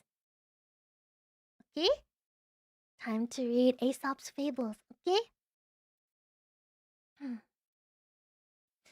A mouse and a frog struck up a friendship. They were not well mated, for the mouse lived entirely on land, while the frog was equally at home on land or in the water. In order that they might not never be separated, the frog tied himself and the mouse together by the leg with a piece of thread. As long as they kept on dry land all fairly well. Um, hang on. I think I read it wrong. I'm gonna start over. I'm gonna read it again. Okay. A frog and a mouse struck up a friendship, and they were not well mated, for the mouse lived entirely on land, while the frog was equally at home on land or in the water. In order that they might not never be separated, the frog tied himself and the mouse together by the leg with a piece of thread. As long as they kept on dry land, all went fairly well.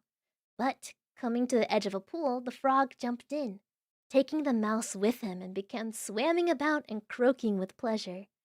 The unhappy mouse, however, was soon drowned and floated about on the surface in the wake of the frog.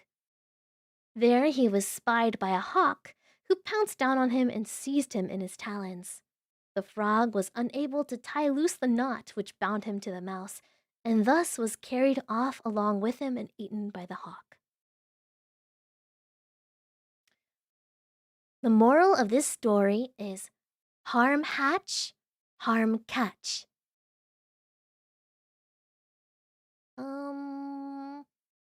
I'm trying to understand it myself. Do you guys understand it? I'm not really sure exactly what that means. Mated? That sounds like more of friendship. No, it's just like having a friend as a mate, you know? Like, g'day, mate. Like Australia. Mm. Not sure if it's intentional, but the bottom of the chat is cut off. What? How is it cut?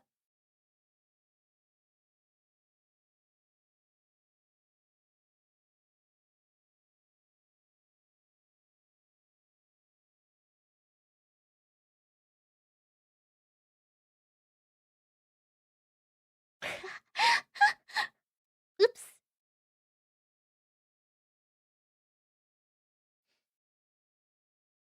Oh no, I was wondering why that was happening. Hmm. If you have been mean, then the consequences will come? I guess so. Or maybe it's like if you try to drag somebody down, in this case, the frog would have dragged down the mouse intentionally, then somebody else dragged them down too, which would be the hawk in this instance. So I believe that this would be an instance of like, if you do something that you want that's harmful to somebody else, that's not good and you will get what's coming to you.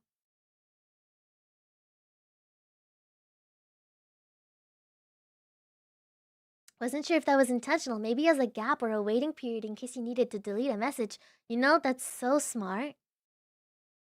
You're more smart than me. I didn't think about that at all. Eh? Found a different version in more modern English. It says, "Those who seek to harm others often come to harm themselves through their own deceit." How would you say that in Japanese? The moral of the story is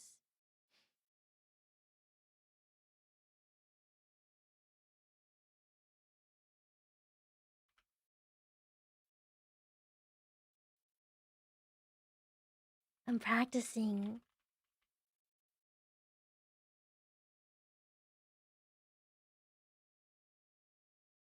Okay, so let's see here.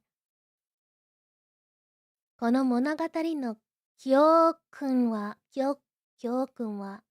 この物語の教訓は、他人を傷傷つけようとする者は、往々にして自らの欺瞞によって自らを傷つくことになるということです。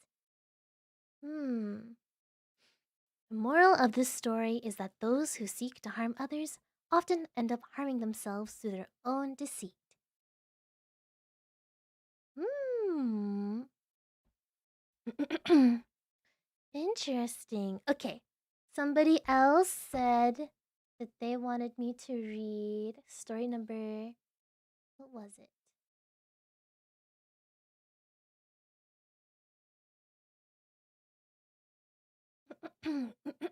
Number 8 and 9.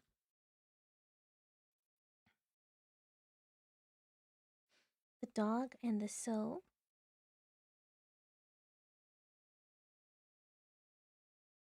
Okay. The. Ooh, almost forgot.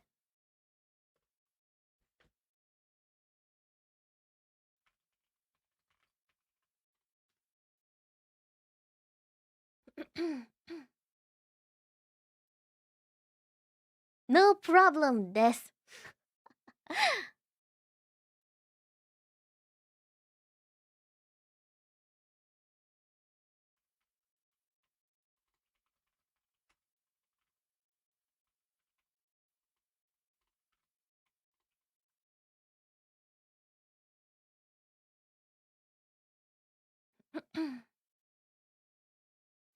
The next story is titled The Dog and the Soul.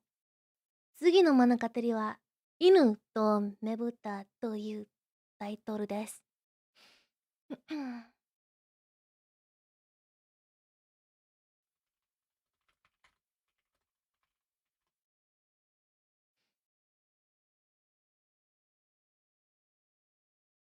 Okay.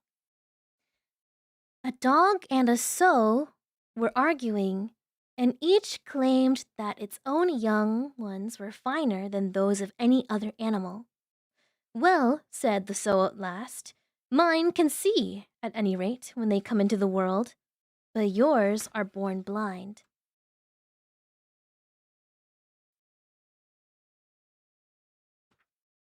I don't understand this one. I'm not quite sure what this story means. But let me see. I'm gonna read it in my poor Japanese. I'm practicing. 練習して。Okay. 犬とねぶたがいい争い。は言い争い。それぞれが自分の子供は他の動物の子供よりも優れていると主張した。まあ、How do I say it? まあ、とめぶたはついに言った。There we go. うちの子は少なくとも生まれた時は目が見えるけど、あんたのことは生まれつき目が見えないのよ。Dogs are blind and deaf at birth. I wonder. I wonder why they were comparing themselves to each other. What is the what is the moral of this story? I'm not really sure. Like, my kids are better than yours, or like, don't brag if it's not good. この牛の教訓は何ですか? Let me see. The dog and the soul story analysis. The story's primary lesson is that outcomes matter more than speed. An accomplish is best judged by its quality and perfection, not how quickly or carelessly it was completed.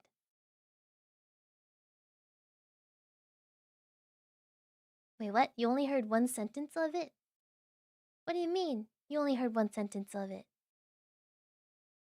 Did you not hear the story at all? What happened? That's the whole story. It's 2 sentences. Fables are short. Fables are really short.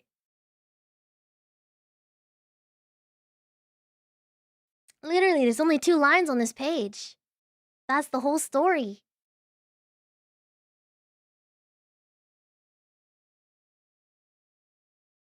You guys heard the whole thing. It's too short. Hey. You guys wanted to hear all the drama, huh?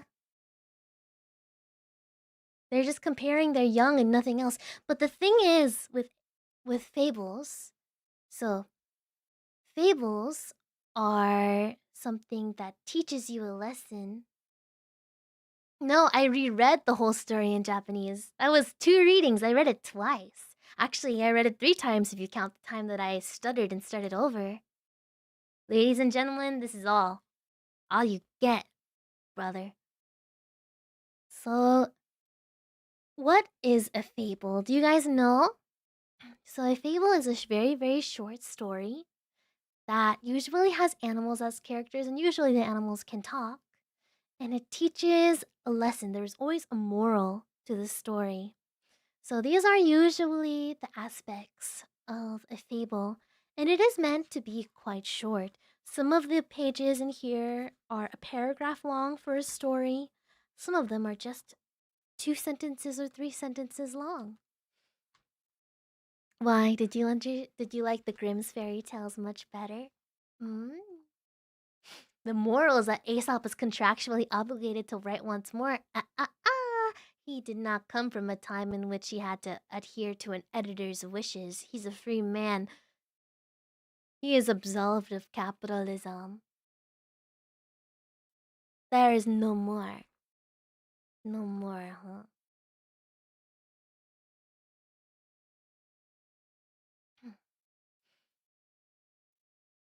I'm feeling like there's a lot to learn here. Okay, let me see if I can find a longer one. I'm actually gonna flip through this book and I'm going to look at the morals first, and then I will help. I will read it.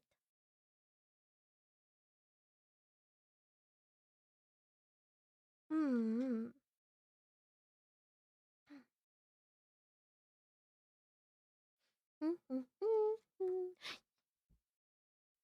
How about 69? Oh, let's see here. This is the pheasant and apple tree.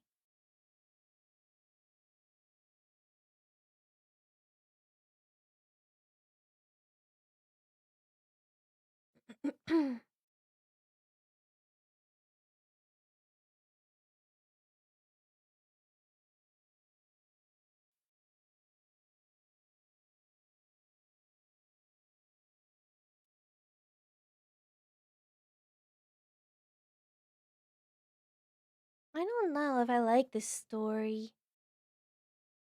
I'll read it, but I don't think I like this story.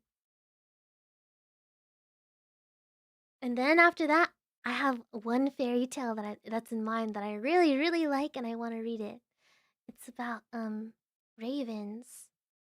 Okay.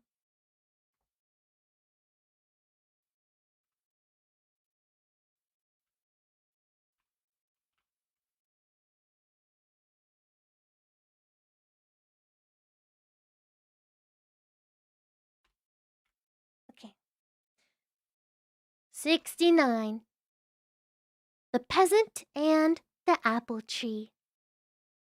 A peasant had an apple tree growing in his garden, which bore no fruit. but merely served to provide a shelter from the heat for the sparrows and grasshoppers, which sat and chirped in its branches. Disappointed at its bareness, he determined to cut it down, and went and fetched his axe for this purpose. But when the sparrows and the grasshoppers saw what he was about to do, they begged him to spare it, and said to him, "If you destroy the tree, we will have to seek shelter elsewhere, and you will no longer have our merry chirping to enliven your work in the garden." He, however, refused to listen to them, and set to work with a will to cut through the trunk. A few strokes showed that it was hollow inside and contained a swarm of bees and a large store of honey. Delighted with his find, he threw down the axe, saying, "The old tree is worth keeping after all." Utility is most men's test of worth. The end. So, what happened in this story is that a guy wanted to chop down a tree because he was like, it doesn't produce any apples, so it's useless. And then he cut through it, and then he realized that the bark broke and there was a beehive inside, and he wanted to keep it, so then he kept the tree up. He didn't keep it up because the bugs asked him to. It was because he thought that the tree was useful now as compared to not being useful before. So, the moral of the story is that humans usually look for worth in things. And usually, whether something is useful is how they determine that worth. Feels like it's literally describing capitalism. Yeah, that's what I'm saying, right? Usefulness comes in different ways. Yes, I agree. I don't think that usefulness just comes from like what one person thinks is useful. If we're saying that utility is a test of worth, then we're saying that things are worth differently compared to the person, because to the grasshoppers and the sparrows, the tree was worth a lot because it was useful for them for their home. However, the the man could not obtain any benefit from that at all. Kind of disappointed that the hive's bees didn't sting him. You see, okay, I think that it's interesting. It's interesting because I feel like this is just teaching the listener about what is meant and what, sorry, not what is meant, but like how most humans might think. Not all, not should, just tend to or might, right? Most of these stories, I think, have a lot of morals that would be taught to children, and children are moralless beings. And by what I mean by that is literally children are developing their morals. In developmental psychology, um, children go through different stages of morality. I don't know if you guys have ever heard of this before, but there's a thing called the stages of morality or moral development. So it is a theory by Lawrence Kohlberg, which builds upon the cognitive work of Jean Piaget. And let me find a diagram. So, because this is actually a very interesting topic, right? Um, okay. So, here is a diagram right here. There are 6 stages to this theory of the stages of morality. It is level 1, pre-conventional morality, and level 2, conventional level morality, and level 3, post conventional morality. And within these three categories, there are two stages within each category. So, the first stage is called avoiding a punishment. For example, babies and toddlers.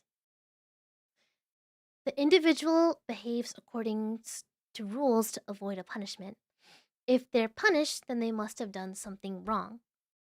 So, for a tiny, tiny human being that doesn't really understand whether something hurts someone else or not. Oops, my face is frozen. What's happening? Okay, like for example, like you do something wrong, you get the cookie taken away from you. Or no, hang on. No, that's the next level. Sorry. This is like I'm trying to think of a good example.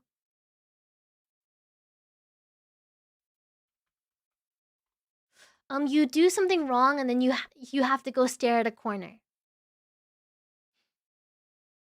Or like you cheat on a test and you would get like a bad grade on that test.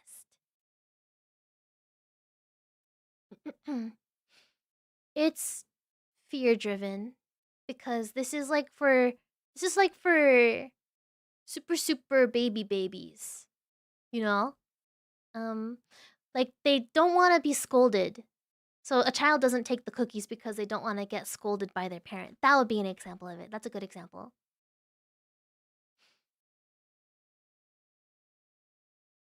It does not need to be anything physical. Um however, I think that's not what was I going to say? I can't really think of that many examples of the first stage, but also people don't stay in that stage for very long. Um, and now stage 2 is aiming at a reward. Like, you do this thing, you get a cookie. So, yeah, that must be a good thing. I want to do the cookie. Right? So, this is like a stage where you're looking for personal benefit. Before, before in the previous stage, you're avoiding something. You're avoiding something that you dislike. You do something, and if it results in the thing that's like you deem is like ugh, then that's a punishment technically. And then stage two is when you are interested in yourself. Like, let's say a kid is like cleaning up their toys because their parent is like, you can have a cookie after you do that, right? It would be like saying, what's in it for me? Additionally, saying like, you scratch my back, I'll scratch yours. That is a part of this morality stage as well. Like someone else doing something for you in exchange for you doing something that is a part of individualism in exchange. So, stage 3, this is the conventional level. So, usually people will get to stage 2 when they're older children, adolescents, or most adults. People at this level kind of start to develop like their own personal selves, their internal moral standards, and they view rules as necessary to maintain social order and ensure positive relationships.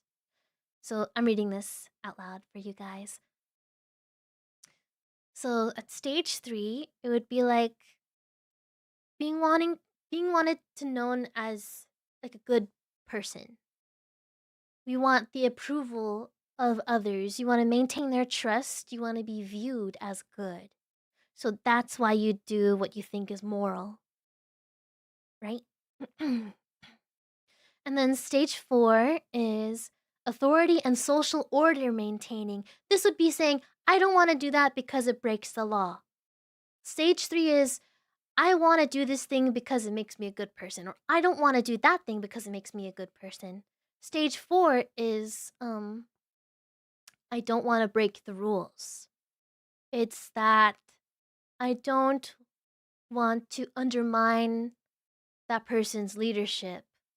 Because in my head, I've grown up enough to know that if I follow this standard and everybody else also follows this standard, it leads to a benefit. So, like putting on your seatbelt.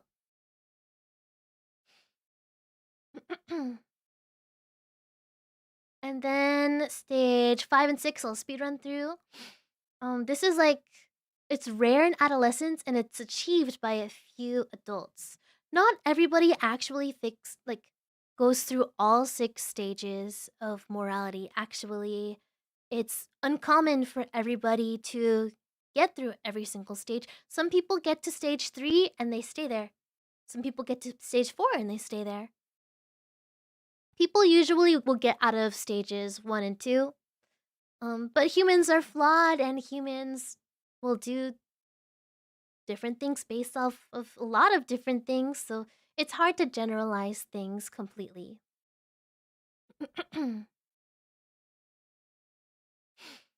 What was I doing? I forgot. Um, Stage 5, social contract and individual rights. Individuals understand that rules should be generally followed. They recognize that people will hold different values to them.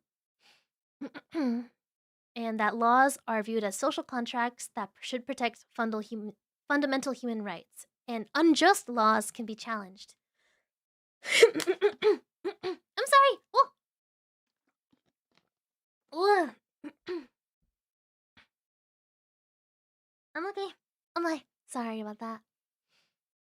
So, at this stage, you can actually think to yourself, this law should benefit me. If this law does not benefit me, it deserves to be challenged.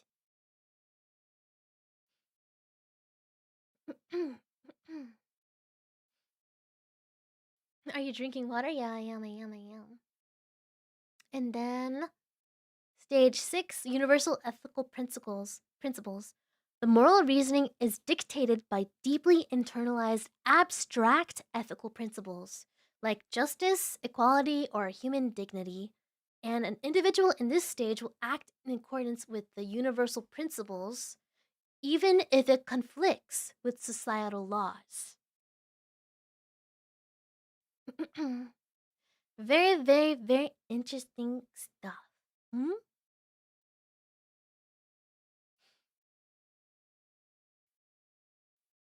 Post conventional morality is rare among adults.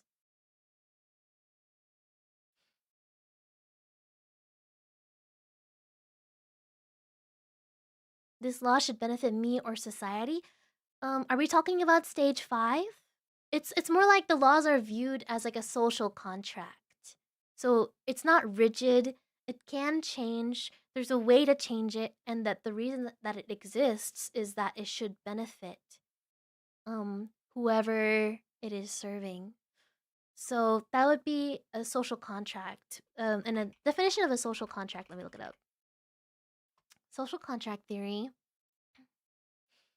That is a psychological concept that individuals consent, either explicitly or implicitly, to surrender some of their freedoms and submit to the authority of a ruler or government in exchange for the protection of their remaining rights and the maintenance of the social order. So, for example, um, fastening your seatbelt. Fastening your seatbelt is viewed as a law that benefits people, and if everybody follows the social contract and buckles their seatbelt, then people will be more safe on the road or avoid other dangerous things as well.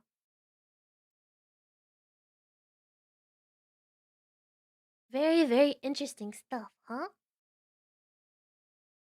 I have met people who stop at stage 4, but I think I'd fall under a halfway point of 3. Ooh, I see. Let's see, what about mirror neurons or empathy though? I feel like that's the most basic level. Like if a kid is crying, that might make another start crying too.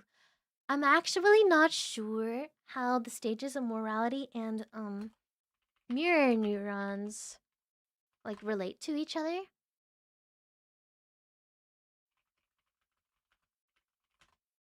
Let me see here. So, the stages of morality describe here. I found a website. Mirror neurons are a particular type of neuron that are equally active when we are performing an activity or watching someone else perform that activity. Like monkey see, monkey do. And let's see here. Moral dilemmas that require conscious deliberation and that involve the impact of our actions on others were examined in this study, and the researchers found that the greater activation of mirror neurons in the interior frontal cortex correctly predicted a decision not to take action that could harm another person. That does not mean a person won't make a decision to harm someone when the greater good is at stake. Um, where deliberate analytical processes might outweigh the empathy being experienced. I see. So, I would say that the moral stages, as proposed by Lawrence Kohlberg, that is more of a social, um, like a social theory than it is a biological thing. So mirror neurons are biological, and as it would relate to like the theory of empathy, I would say that it can affect people's actions in terms of what they are exposed to being an environmental factor that interacts with how they behave. However, I don't think that it necessarily refutes or makes anything about the moral stages stronger, but I can see how these two things could interact. For example, if someone was exposed to a lot of someone else's suffering in a certain way, um, they might leave stage 4 and go to stage 5 in that they see a law might be harming somebody else and they think they change their mind about like, oh, I shouldn't just follow this law because it's the law. I think that this law should make sure that people are safe. Things like that. I think that's how mirror neurons could interact with it, but the fact of the matter is that I think that the neurons themselves do not contribute or detract anything from these stages. They're just a thing that are a part of the complexity of how humans interact with their environment.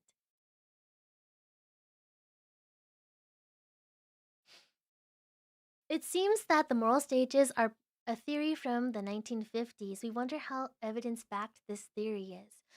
I think, um, let me see here.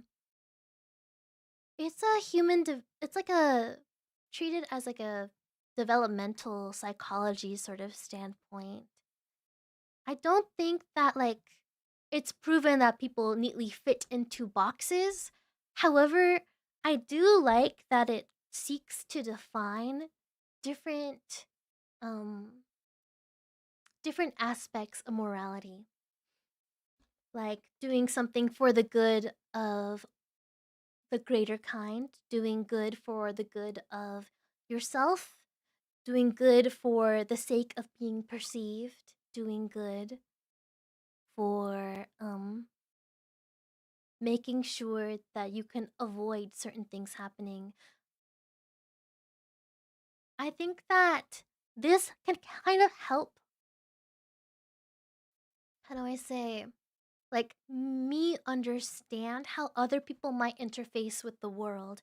And I like that it can help open my eyes to how there are different ways that people can interact with each other despite being like a theory that I don't know if I completely like 100% like am behind. Like I don't know if I super believe that there's only 6 stages to morality, or that there are 3 levels to it. But I think that breaking it down like that, it's almost like breaking a dance into steps, I guess. I don't know. No, no, maybe something else other than that.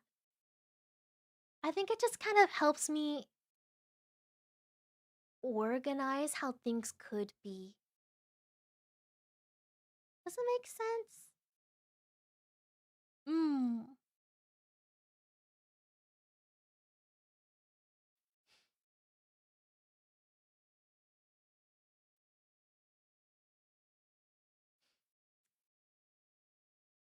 There's a law that hurts me but is for the greater good. Would stage 5 be against that? Um, Technically not, because if it's for the greater good, then it's adhering to social contract.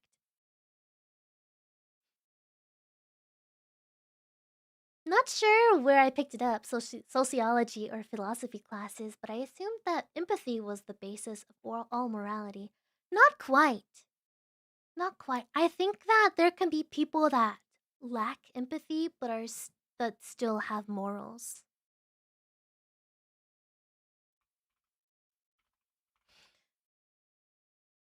For example, there might be some people that struggle to understand the perspectives of others, or they struggle to sit with a person and feel exactly what they're feeling. Like, if someone is with me and they're sad, if maybe I had lower empathy, I would have difficulty feeling sad with them, or like understanding exactly like why they might be sad.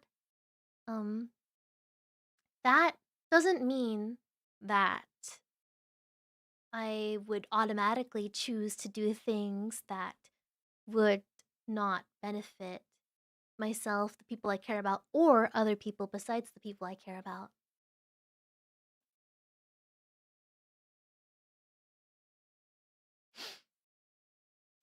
But I think that, contrary to maybe not a popular belief, but a common misunderstanding, I think that people with low empathy can be very caring people. There are also a lot of people that have trouble understanding how they themselves feel.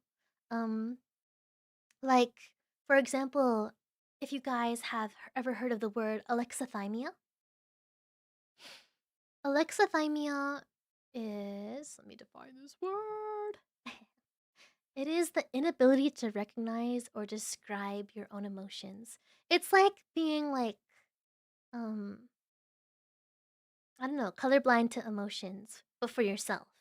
Like, your body might be crying, or like you might be like sweating a lot, or you might be feeling like anxious or sick, or your heart's beating fast, or you feel super uncomfortable, or you're irritable and you don't know why, or you don't know exactly like what's wrong. Like, you're like, I'm feeling something, but I have no idea what I'm feeling. Some people have a really hard time identifying their own emotions, and in turn, um, if you have trouble identifying your own emotions, you might also have a hard time to identifying other people's emotions too.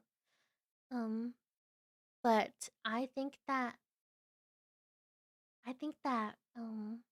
how you process your feelings and how you learn about the world of other people's feelings has has little to do with how much good you can do. I think that people can do lots of good while still learning many, many things. Mm, mm, mm.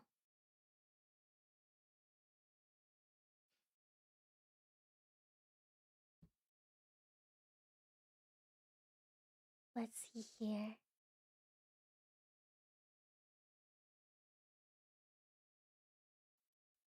Alexa, buy me up. No, no, no, no. Alexa, thymia. Alexa, vemia? Something like that. Yes. Very, very interesting stuff. Sorry, I'm a little bit of a nerd when it comes to these sorts of things. I don't know. Like, what am I? Am I gonna start teaching you guys string theory next? No, no, I'm not.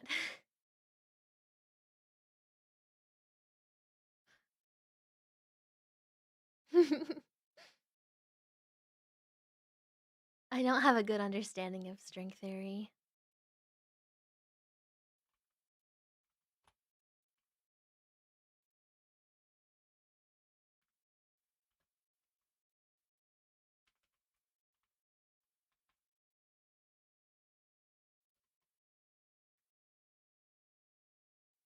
What does string theory teach us? I don't know.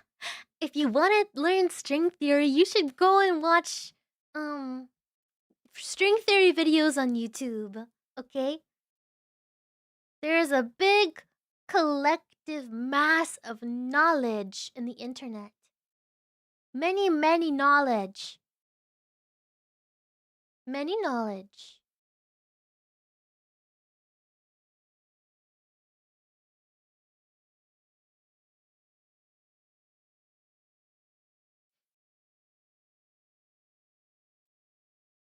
The only string theory I know is the song called String Theory. Okay? But that's just a theory. String theory. Anyone else got a big Brian? Oh, soup. Your head is so full of soup. I love. I love. Oh my gosh. Wait, what if I went to get soup right now? I'm gonna go. Okay, I'm back. I did not get soup yet, but I could get soup soon. I always want to join in on these kinds of philosophical and psychological conversations, but I have a peewee brain and I explain things badly. Oh, well, when it comes to, let me see here, like psychological discussions, I feel like it shouldn't be just for the people that are considered smart.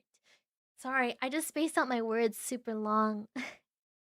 I um I have trouble thinking of my words myself.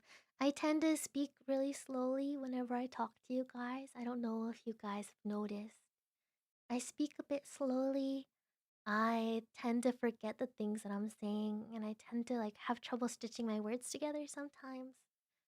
Um and I think of myself as someone that is fairly, how do I say? I think I'm smart. I think I'm able to be well learned. But that doesn't mean that I only want to talk about things with people that are just like me. In fact, I feel like everybody has a good perspective, even if they don't use fancy words or know fancy things. The only thing is that my brain has a very, very, how do I say, selective memory. Selective memory might be the best term for it. I end up remembering things that are just super random, super, super random, and it makes me sound all smart, but um it's just that I don't know. I just like fun facts.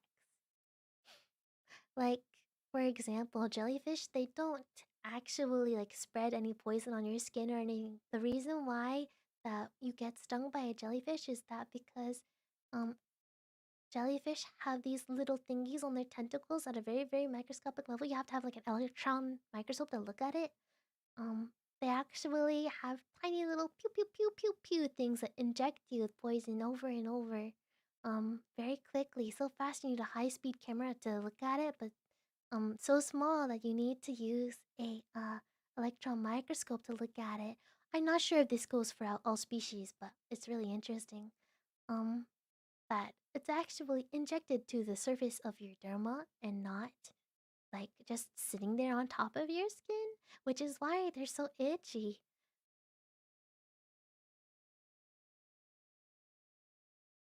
and stuff. Can I get fact checked? I might be wrong about all that, by the way. My memory is selective in the fact that I like to remember things, but I always forget.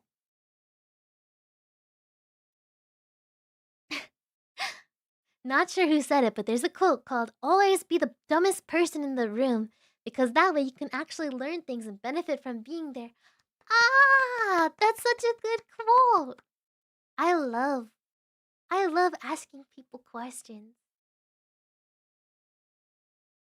When I speak to people, um, I end up talking to them and I ask them a lot of questions about themselves. And I just like listening, actually, despite being a streamer, being a little echo on the internet. Um, I am I am an echo first and foremost. I tend to be quiet. I tend to repeat the things that people say. After all, everything that I've said is a word that I've heard before. Mm. Poisoned.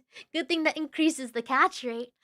Are you trying to catch another whisper? Eh. The easiest way to become cultured is to pay attention.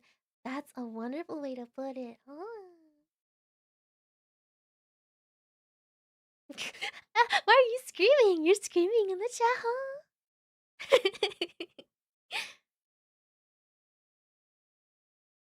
I love listening to all these facts and knowledge you're giving us. I love yapping from other people. Yes, I love the yapping from everybody in chat. I actually love how lovely you guys are to talk to. I just got here. I don't know what happened. Welcome, welcome. I hope you had a good day at work. Welcome, Shy Guys. Hello, hello, hello. Oh my.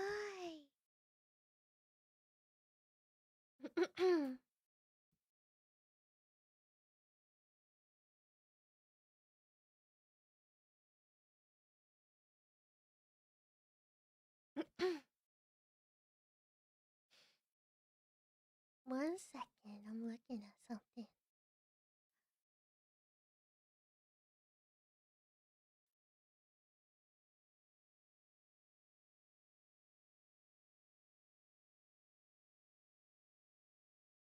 Okay. You didn't work today, I'll work tomorrow. Ah, I hope that you had a good day. Hatsumi, Hatsumi! Demius will learn to fear the word Hatsumi soon. The Hatsumi song. I heard about it before.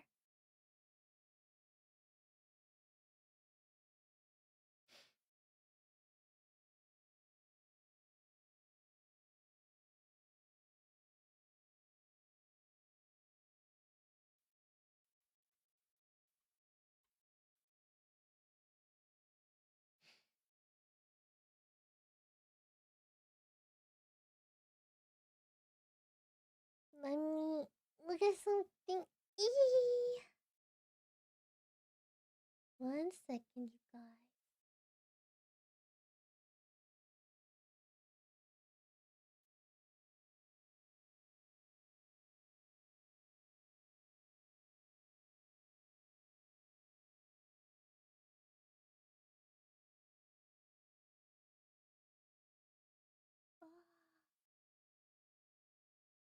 Mambo. Mambo. It's a good day since you're here. Eee. Stream. Mm. I feel like I want to eat some soup. What have I had to eat today? I had one spoonful of yogurt and then a little bit of rice and a little bit of pork and cabbage.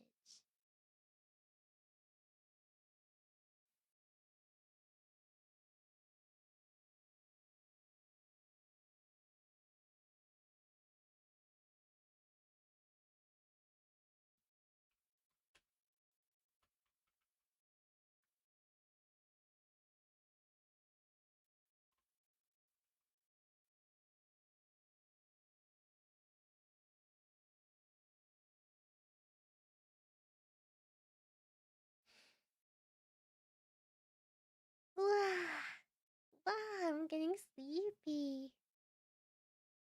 Recently, I saw a person talking about using the solid snake method to be a better conversationalist. When someone tells you a thing, ask about thing. From time to time, try to pair things A and B. Ooh, interesting. Interesting. Wait, I just remembered. There's a story that I really, really want to read you guys. Okay.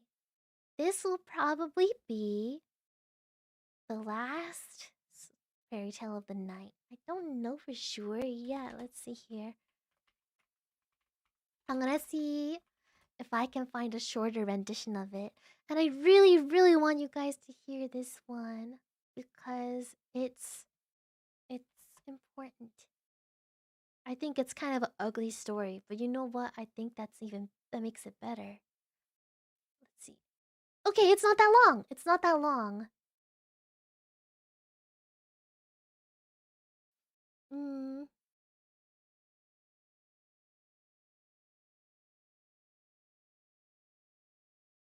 okay. Actually, wait, the story is kind of grim. Oh, it's kind of grim. Okay, let's see here.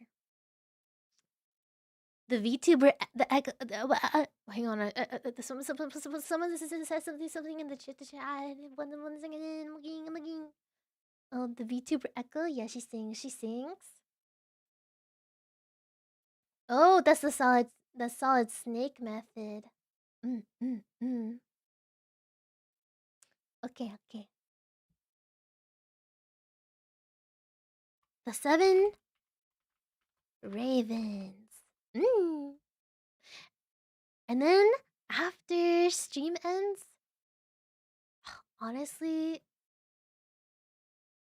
I might I might do a little Twitter space so I can talk to you, so I can yap while I cook. I think that'd be pretty nice. Hmm? Depends, depends. We'll have to see. Okay, let's see here. The seven ravens, okay? While you guys are listening, take notes. Take notes, okay? Mm-hmm. Yeah, take notes. Oh, Twitter space? How do we chat? There's no chat in there. You're so right. I could just totally make a stream that's blank and people can talk in there. Any blue sky? No, I do not have a blue sky, unfortunately. I find it hard to keep up with lots of social medias. I get tired pretty easily.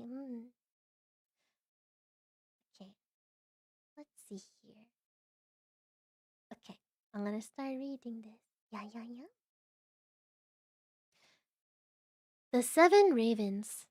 There once was a man who had 7 sons, and still he had no daughter. However much he wished for one. At length, his wife again gave him hope for a child, and when it came into the world, it was a girl.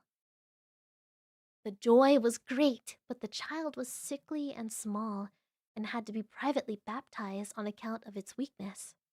The father sent one of the boys in haste to fetch some spring water for the baptism. The other 6 went with him, and as each of them wanted to be the first to fill it, the jug fell into the well. They stood and did not know what to do, and none of them dared to go home. And they still did not return. The father grew impatient and said, "They have certainly forgot it for some game, those wicked boys." He became afraid that the girl would have to die without being baptized, and in his anger, he cried, "I wish the boys would all turn into ravens."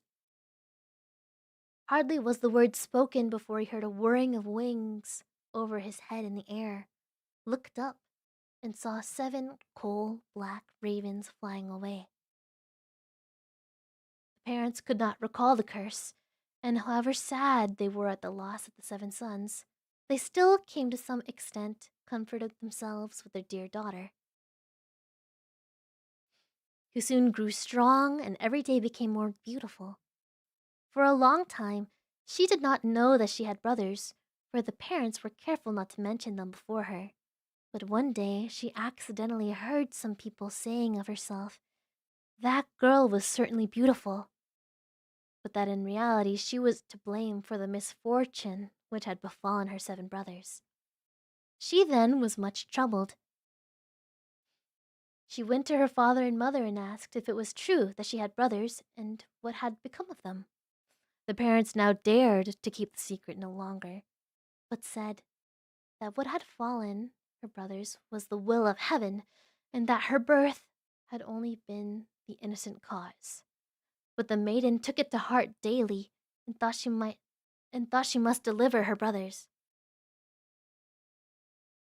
In this case, deliver would mean save, I think. She had no rest or peace until she set out secretly and went forth into the wide world to trace out her brothers and set them free, let it cost what it might. She took nothing with her but a little ring belonging to her parents as a keepsake, a bread loaf for hunger, and a little pitcher of water against thirst, and a little chair as a provision against weariness. And now she went continually onwards, far, far away, to the very end of the world. Then she came to the sun, but it was too hot and terrible, and devoured little children. Hastily she ran away, and ran to the moon, but it was far too cold, and also awful and malicious. And when it saw the child, it said, I smell the flesh of man." On this she ran away swiftly and came to the stars, which were good and kind to her, and each of them sat on its own particular little chair. But the morning star arose and gave her the drumstick of a chicken and said, "If thou hast not, if thou hast not that drumstick, thou canst not open the glass mountain, and in the glass mountain are thy brothers." Bleh. The maiden took the drumsticks, wrapped it carefully in a cloth, and went onwards until she came to a glass mountain. The door was shut, and she thought she would take out the drumstick, but when she undid the cloth, it was empty, and she had lost the good star's present. What was she now to do? She wished to rescue her brothers, and had no key to the glass mountain. The good sister took a knife, cut one of her little fingers, put it in the door, and succeeded in opening it. When she had gone inside, a little dwarf came to meet her, who said, "My child, what are you looking for?" "I am looking for my brothers, the 7 ravens," she replied. The dwarf said, "The Lord Ravens are not at home, but if you wait here until they come, step in. But if you will wait here until they come, step in." Thereupon the little dwarf carried the raven's dinner in on 7 little plates, and in 7 little glasses. The sister ate a morsel from each plate, and from each little glass she took a sip. But in the last glass she dropped the ring which she had brought away with her. Suddenly she heard a whirring of wings and a rushing through the air, and the little dwarf said, "Now the Lord Ravens are flying home." Then they came and wanted to eat and drink, and looked for the little plates and glasses. Then one said after the other, "Who has eaten from my plate? Who has drunk from my little glass?" It was a human mouth. And when the 7th came to the bottom of the glass, the ring rolled against its mouth. Then he looked at it and saw that it was a ring belonging to his father and mother, and said, "God grant that our sister may be here, and then we shall be free." When the maiden who was standing behind the door watching heard that wish, she came forth, and on this all the ravens were restored to their human form again. They embraced and kissed each other and went joyfully home. The end. Okay. What did you guys think of that one, huh? I think, I don't know why. I can't, I can't, how do I say this? I don't know why I like this story so much. I think it's because it has to do with a different story that I read, where the daughter from this story was a part of um of a larger story. But it's interesting. I think that it's nice that the sister came to free her brothers, you know? It's a bit chilling, but um did you know, if you've ever played Stardew Valley, if you go to the wizard, or is it a witch? If you go and you say, I don't want my children anymore, they turn into ravens?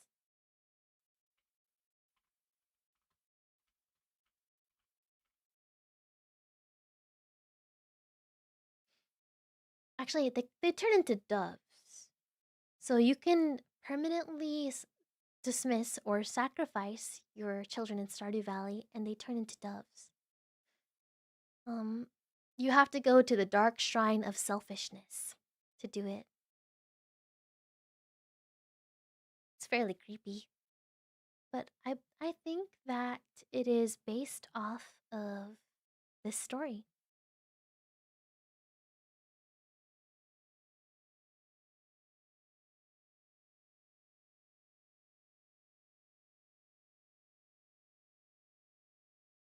Didn't know Stardew Valley was that dark. It's it's low-key kind of dark.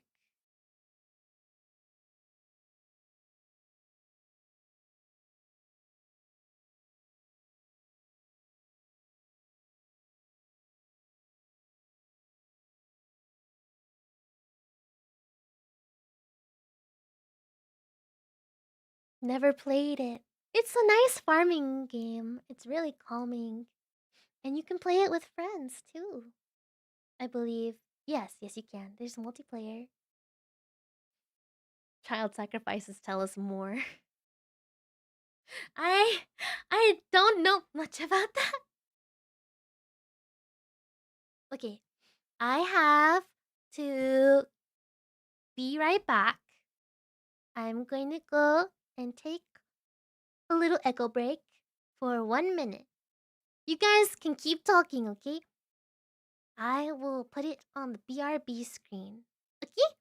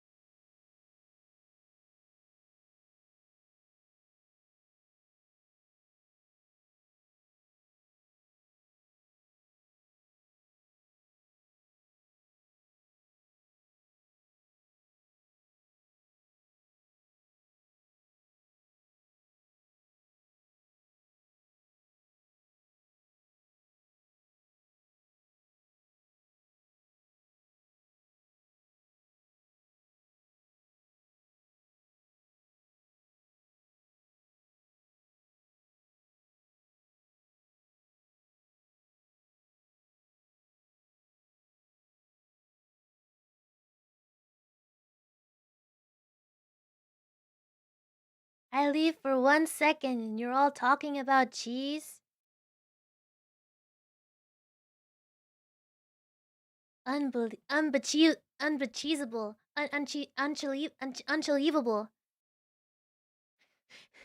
Hang on. Wait. Oh, I'm not. My beautiful background. It broke. I'm back. Yummy. Hello, it's cheese. Yeah, we're cheesy it up. Oh my goodness gracious. So, we didn't quite have a good time to like just talk about our days earlier, huh? We can do it now. Hello, Echo! How was being really big? BRB? Oh yeah, it was awesome. It was awesome. Awesome. Yeah, awesome. Awesome. Awesome.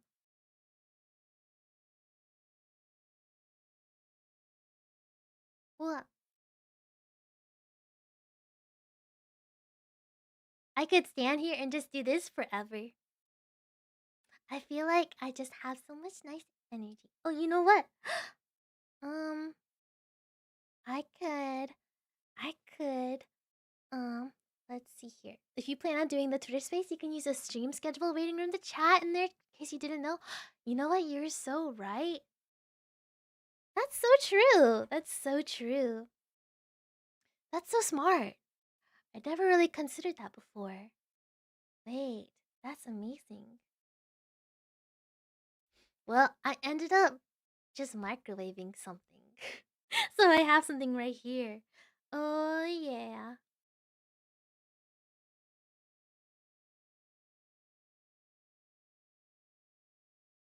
Now you have proof that I've had dinner. This is like a sleepover. What's going on? It's like a nighttime sleepover time, huh? It feels it feels like, I don't know. It's like late at night and we're chilling together. Like best friends having a sleepover. Hang on.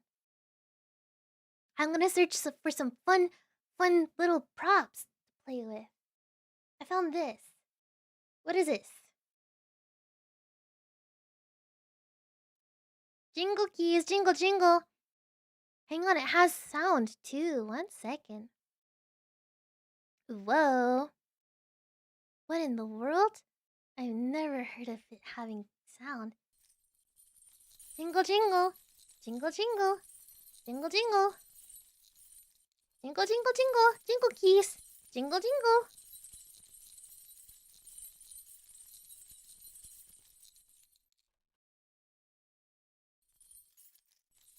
It's floating.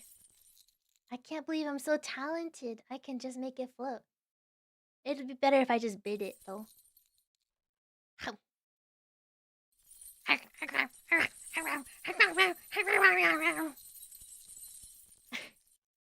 Okay, you have my attention. Hang on. I need to put it in my hand. Jingle. Jingle keys. Right in my hand. Jingle keys. Jingle keys. Jingle keys. Jingle keys. Jingle keys. Wait, why am I liking this? Why am I liking the jingle keys so much? They're kind of fun. Oh! My bad! Did not mean to do that. I'm I'm going out of control. 1 second.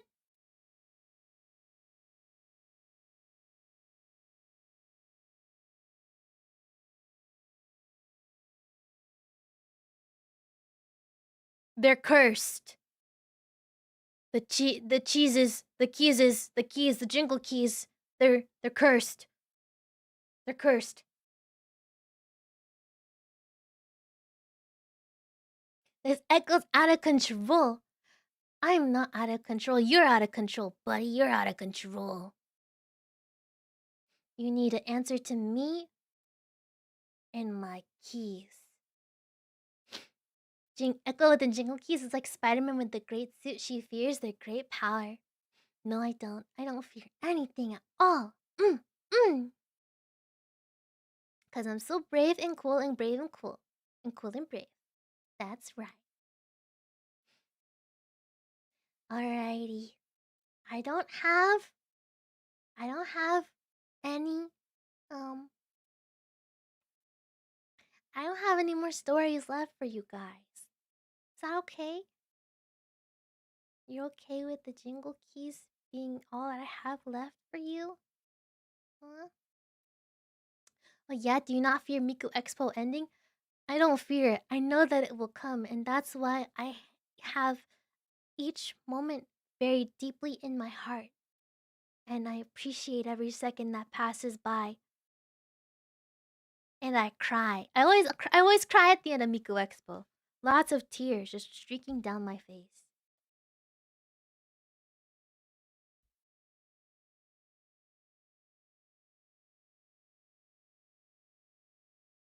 Can we have War and Peace as our last fairy tale? Yes! Yes, you can!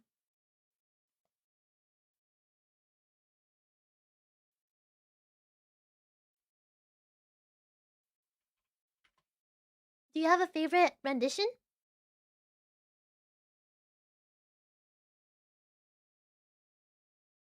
Wait. I don't think that this is a fairy tale.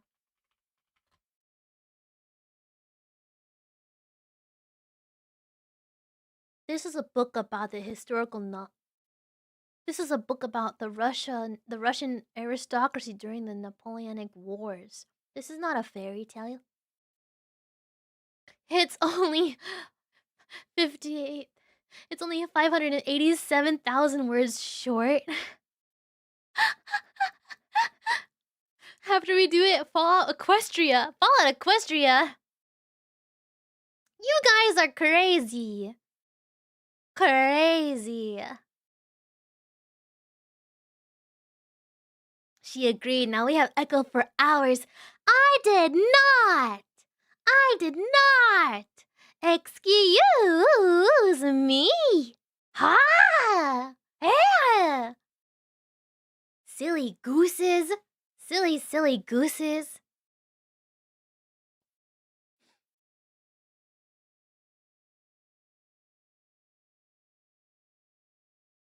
Mm, mm, mm. 67.5 hours. That's so many hours. Echo for more hours sounds like a dream come true. You're crazy. I couldn't talk for 67 hours in a row. Wait, not 67, not 67. No, I didn't mean to say 67. No!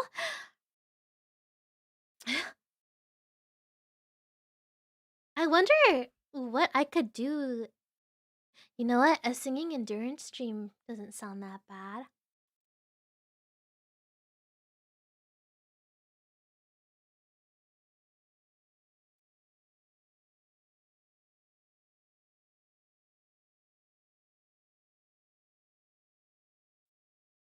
Hang on.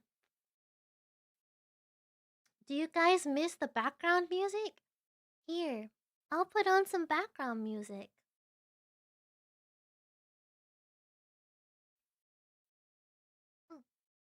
1 second. BGM.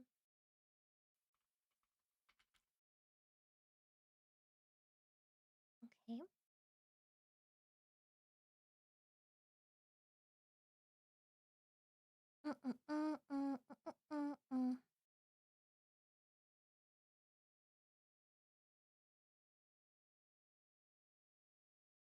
I don't know which of these songs is copyright free for real for real. So I'm actually just gonna use my regular BGM. Wow, can you believe it? You haven't heard the regular BGM all day today, guys. Wow.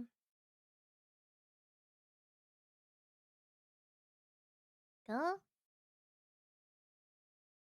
Wait, wait, wait. Is it working? I can't hear it.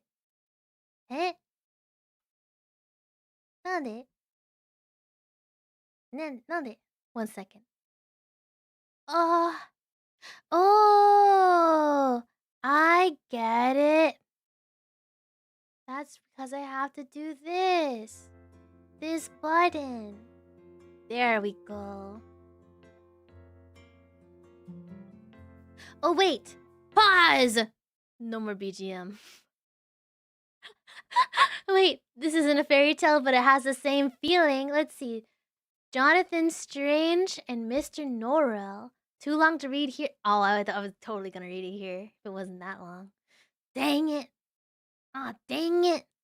I thought it would be short and sweet. Mmm.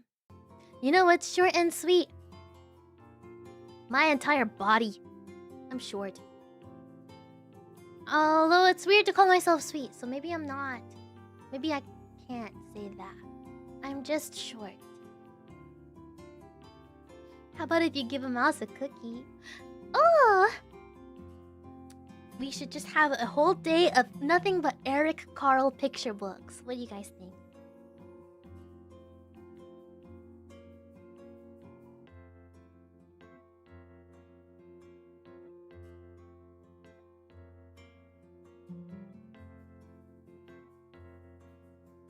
I knew it! I knew you were short!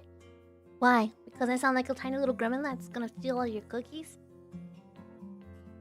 Is it cause am I short-coded? Is my personality short-coded? You are sweet, source, dude, trust me? Well, if I dude trust you, that means that you have to dude trust me back.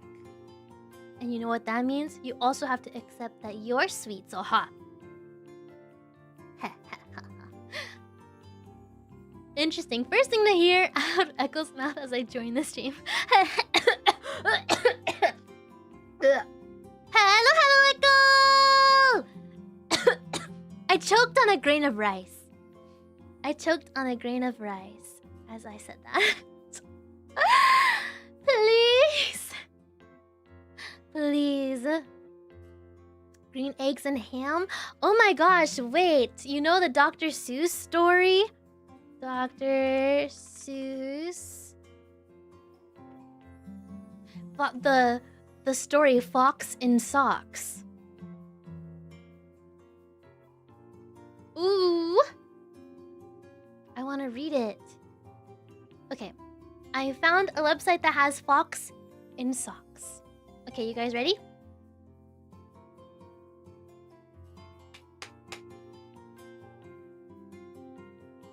Okay. And if you guys want to, please Google the book, the passage, and read along. It is Fox in Socks by Dr. Seuss. That's right. No, that's my analysis of Hans Christian Andersen's sad life. Hang on. I need to change the title. Fox in Socks. This is like an endurance read, okay?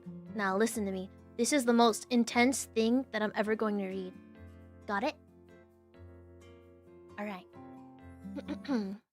Turning off music for dramatic and effect and such. Yes. Okay. Ready? Okay. My face is gonna take up the screen. Ready? I'm really close to you. I hope I'm not making you uncomfortable. Alright. So, I'm gonna take this slowly. This book is dangerous. Fox, socks, box, knocks. knocks in box. Fox in socks. Knocks on fox in socks in box. Socks on knocks and knocks in box.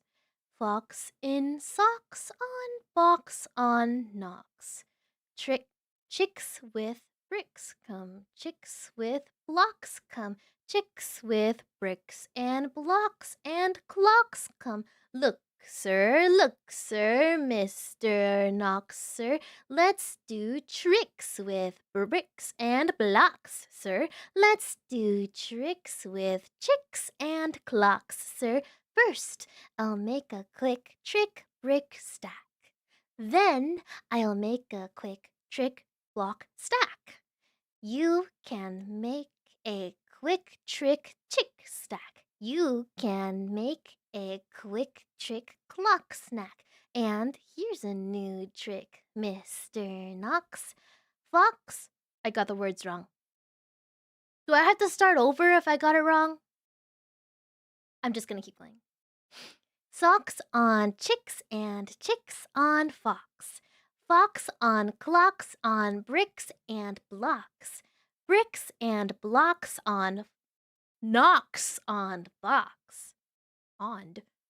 Now we come to ticks and talks, sir. Try to say this, Mr. Knoxer. Clocks on fox tick, clocks on fox trick. 6 sick bricks tick, 6 sick chicks talk. Please, sir, I don't like this trick, sir. My tongue isn't quick and slick, sir. I get all those ticks and talks, sir, mixed up with the chicks and talks, sir. I can't do it, Mr. Fox, sir. There's more. There's more. Okay? My tongue twister practice is helping me. Here's an easy game to play.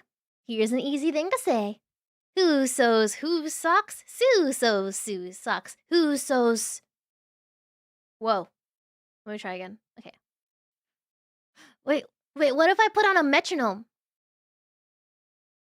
What if I try to put on a metronome and then I have to keep up? Wait, this is gonna be kind of fun. Okay. Okay. All right. And then every single time I finish a section, I'm gonna go up by 10 BPM. I'm gonna go eat dinner. Enjoy stream, everybody. Good night. Bye. Okay. Alrighty. I'm gonna continue with where I was on 100 BPM. Okay? Alright. Okay. Okay. Dun, dun. Here's an easy game to play. Here's an easy thing to say. New socks, 2 socks. Whose socks? Sue's socks. Who sews whose socks? Sue sews Sue's socks. Who see who sews whose new socks, sir? You see Sue sews Sue new socks, sir. That's not easy, Mr. Fox, sir. I'm going up 10 BPM. Okay, let's keep going. Da, da. Who comes? Crow comes. Slow Joe Crow comes. Who sews crow's clothes? I almost said clothes. Clothes. Okay. Who sews crow's clothes? Sue sews crow's clothes. Slow Joe Crow sews whose clothes? Sue's clothes. All right, going up 10 BPM.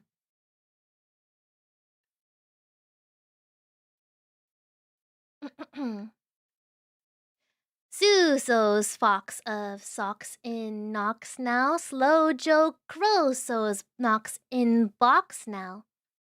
Oh, this is kind of hard. Sue sews rose on slow. This is too easy for me. This is too easy. I'm going straight to 140 BPM. Da da da da. Suso socks a fox in socks now. Slow Joe Crow's knocks in box now. Suso's rose on Slow Joe Crow's clothes. Fox sews hose on Slow Joe Crow's nose. Hose goes, rose goes, nose hose goes some. I didn't read that word fast enough, but my tongue was fine. Crow roses glows, clothes roses glows, floors roses floors and what the hell? I'm done. I'm done. Okay. I'm gonna go eat for work tomorrow. Take care. My my tongue. Ekoyasumi. Good night. Good night, Arazia. Good night, Shy. Okay. I'm going to 160. I'm going to 160. Da da da da. Sue sews rose on Slow Joe Crow's clothes. Fox sews hose on Slow Joe Crow's nose. Hose goes, rose goes, nose hose goes some. Crow's rose grows some. Mr. Fox, I hate this game, sir. This game makes my tongue quite lame, sir. Makes your knocks fur, sir. What? Oh my god. Oh my god. I'm gonna just start at the gluey part. Gluey goo. Bim bam. Oh wait, this is a good part to start on. Okay. Ben comes. Okay. I'm gonna go to 180. I'm gonna do it. I can do this. I can do 180. Okay. Ben comes. I forgot the S. Okay. Last attempt. Ben comes. Ben brings Ben's broom. Ben brings Bim's boom. Ben Bim's boom. Ben's to Ben. I give up. Luke Luck likes lakes, Luke's duck likes lakes, Luke's luck licks lakes, Luke's ducks licks lakes. I can't blab such blubber blubber, my tongue isn't made out of rubber. Go even farther, beyond, plus ultra. The fastest thing that I can say is the stuff from Unknown Mother Goose, okay? The fastest stuff that I can say is the stuff from Unknown Mother Goose, so it's just like the... 未参加な感情の許されるのならば、泣き出すことをするだけでもこねた。 I need to have the words in front of me though. Unknown Mother Goose lyrics. When I sang my cover, by the way, of it, the shorts cover, I don't know if I've posted it to YouTube. I think I actually only put it on TikTok. But when I did it, I did not slow down the song at all when I recorded it. I recorded it at the tempo that it comes in. Let's see. The song is really, really fast. I don't know if you guys have heard of Unknown Mother Goose by Wawaka, but it's a song, a Vocaloid song, and it's so very fast. Okay.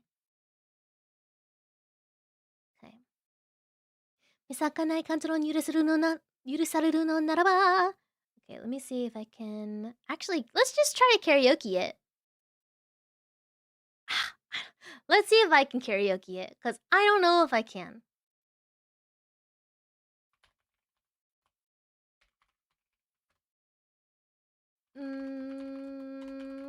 Okay. It's very fast. I miss fast Waka songs. Unhappy Refrain is one of my favorites. Unhappy Wood Refrain is one of my favorites. Okay.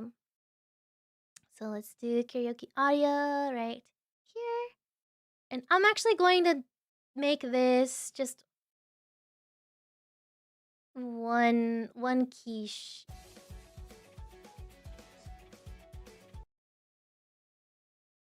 I'm gonna make this one key lower if I can.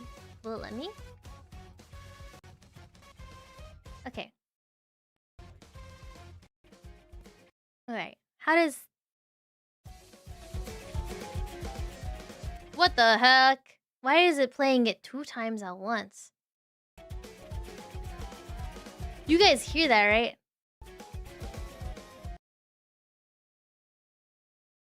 I hear the song twice. What's happening? Whoa!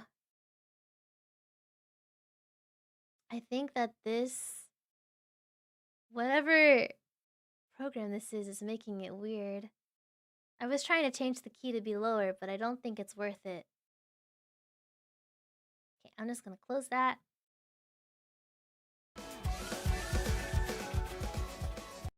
I definitely hear it twice. That's weird. Still happening? It's not. That's so weird. Well, it's better now. Karate-ku. Let's see how far I can get in this song without dying. Okay.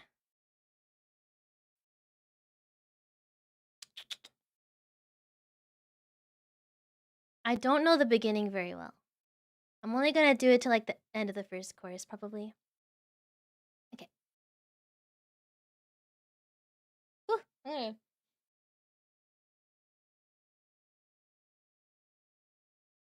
Okay. 私が愛を語るならその目にはどう映る言葉はありまるぱり僕の音が流れてく僕の音が流れてくあなたが愛にまみれるまでその色は幻だ I need to practice it. I don't know what enough. 一人ぼっち音に飲まれれば全世界共通の快楽さパーワーパーパーパーパーパー呆然に溺れるクリアしたりものかりをなぞる繰り返すがりまる Oh my god. Maybe I don't know the first verse. Sorry, I'm just trying to speedrun it to see how much I know. つまらない呆然に溺れる暮らし誰も書かず彼をなぞるブラブラブラブラパパパパラパパパパラパタパタパタパパタララパララララララ誰も知らぬ物語をもうばかり壊れそうなくらいに抱きしめて泣き踊った泣き踊った見咲かない感情の許せるのならば You guys are seeing like what it's like when I practice songs because I end up rewinding things over and over and over. Okay. Actually, you know what? I'm gonna show you exactly how I used to practice this song. I would slow it down first. So I would put it at like 70. Let's do like 0.7 speed. We'll play it right there. And it sounds kind of janky. 誰も知らぬ物語をもうばかり壊れそうなくらいに抱きしめて泣き踊った見つからない感情論に許されるならあららば敵ですことする敵 I can't How does it go slowly? My brain can't process it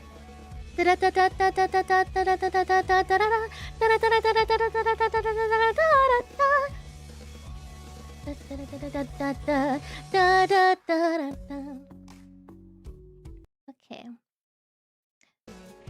This is so hard. 90 speed. Ba ba ba ba ba ba ba ba ba ba ba ba ba ba ba ba da da da da da da da da da da da da パパ叫ばせて世界が足を阻んでも今愛の歌どうせてくれないかな Okay, sorry. I was just messing around. I'm okay. I'm all good. So, I've come to the conclusion. I do not know this song as well as I thought I did. I always feel that way whenever I listen to a song and I try to sing it. I end up messing up a lot. When it's just like I've listened to it in passing, but everybody needs to practice stuff a lot in order to remember it. I'm trying to smile my way through the embarrassment. It's fine. It's fine. Yeah. 見咲かない感情の許されるのならば泣き出すことをするできないの見込んでた張り裂けてしまいそうな心であるってことを叫ばせて世界が私を拒んでもいいわ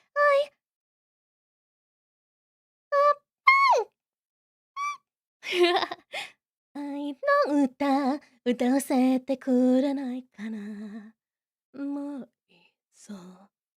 誰も知らないこの想い、この歌に作ってたな。あなたには僕が見えるか、あなたには僕が見えるか。I feel like my singing voice and my speaking voice are so different. Sometimes. 僕が見えるか、ダララララララン。And this is how I talk. Scat, any parts you don't know? That's hard mode. Scatting. Okay, I'm gonna try something easier. Even if it's practice, it still sounds good. Thank you. I'm happy. I love Wowaka so much. Let's see. World's End Dance Hall. Oh, that's good. That's good. Singing Echo is mommy. Sometimes people will call me that. And I don't quite understand why.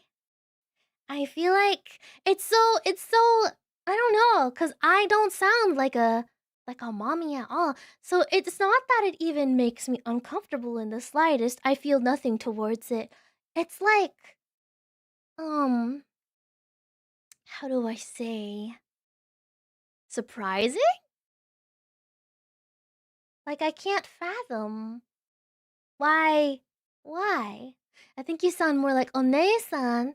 One-san. Oh, you think I would just take your head, put your head on my lap, and then go, yes, yes, and then like give you head pats while you're like, I had a hard day at work, and just go to sleep like that? I would probably do stuff like I have done stuff like that to my friends. I don't really get those vibes. Might be because of PPPP, the brain rot English cover I did, but I still get gremlin. I was trying to be more of a gremlin in that one. That's true. I do like that song. I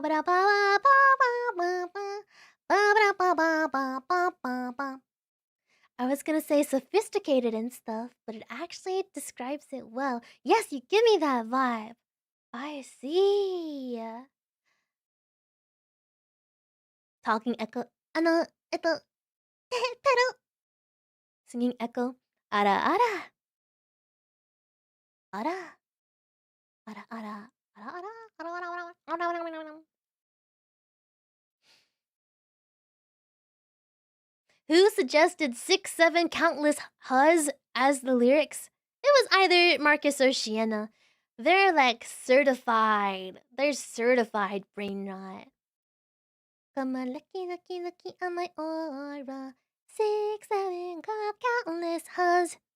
So good.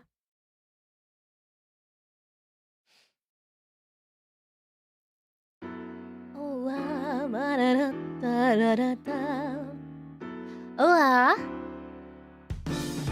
I like this song. Shiena as in Shishishiena? Yes, my best friend Shishishiena. 愛して愛して愛して愛して愛して愛して愛して欲しいだけ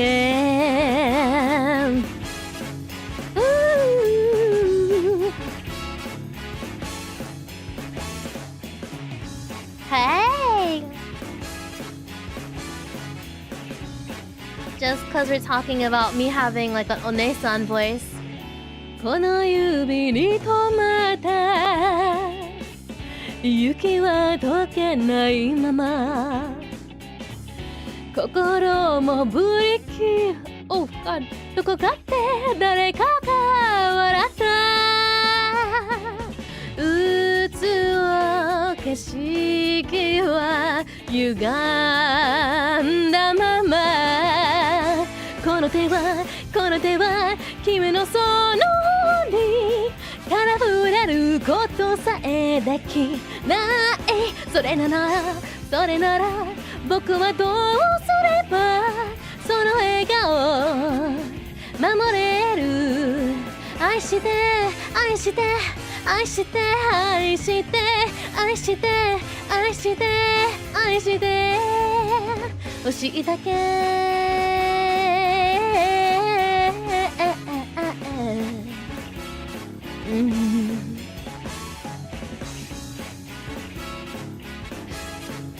It really just is such whiplash because I don't know, I just switch so rapidly.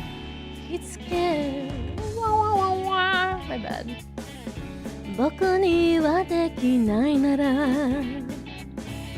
君をいじめる奴らをこの手で切り裂いてやればいいそうだこれが僕の生まれた意味 I got it wrong この手を誰もが恐れた嘲笑う奴らはもういないそれなのに神様どうして気がつか一人きり戦ってその笑顔だけを信じて戦ってそれなのに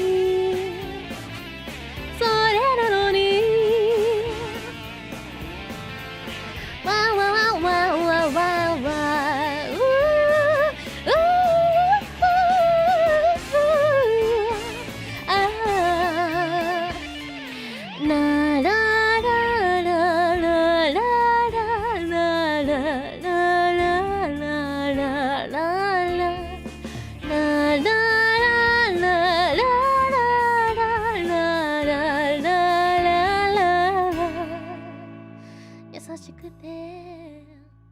優しくて眩しくて温かい何かがこの手を通して伝わる誰よりも何よりも僕は弱かったも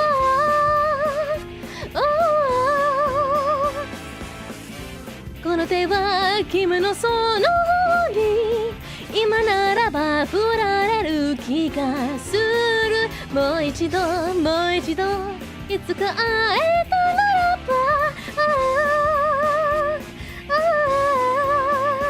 愛して愛して愛して愛して愛して愛して愛してあげられる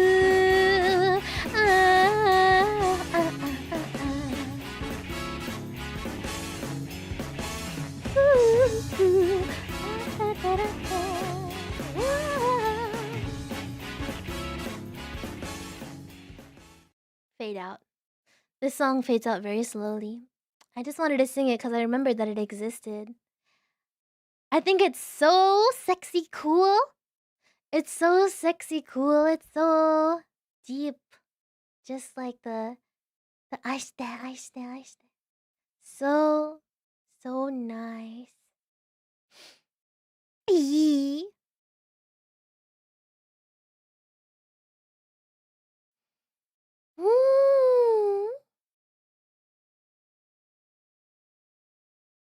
Was the best part. Yay!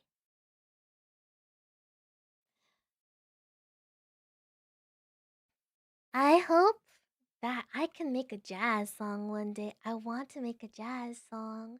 They're so cool. Okay. I promise it'll be over soon. Stream will end one day. Okay? But not today.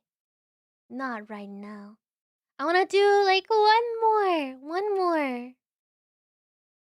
Okay? One more.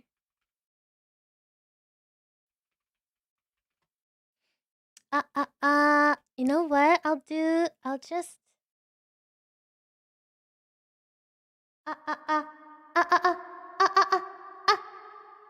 Okay.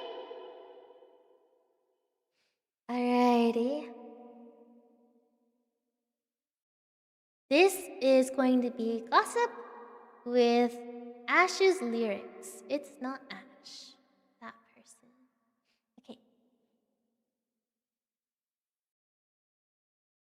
Alrighty. Encore! I'm just playing around. Mm-hmm.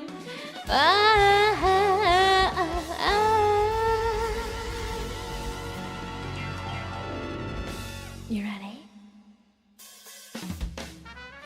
Oh,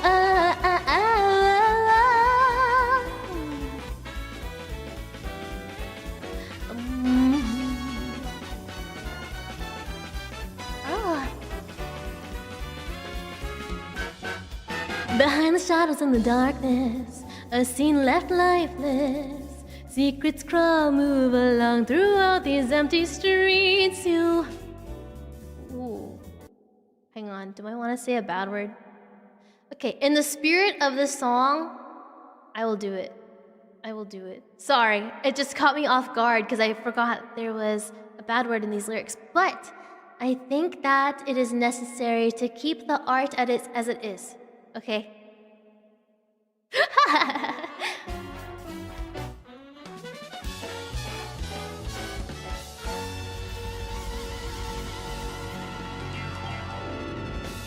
I'm ready now! Just say shoot or darn?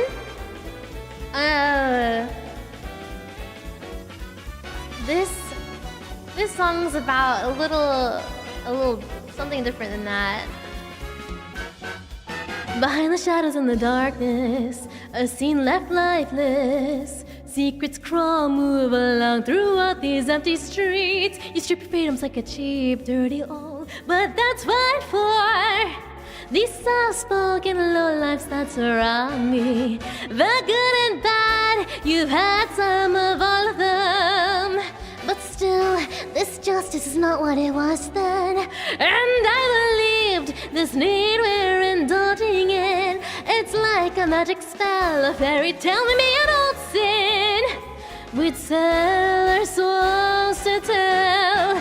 Do I hear you say you love me? No, baby, that ain't what I need. I wanna see the conflict and explicitity, but it's not enough to just blame it on hidden lust when all we need is gossip.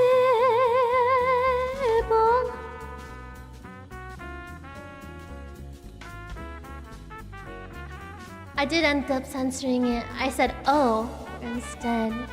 That was actually an accident. I did not mean to censor myself, for real. Gossip's the boy. Oh, there's more to the interlude. It's longer than I remember. Ooh.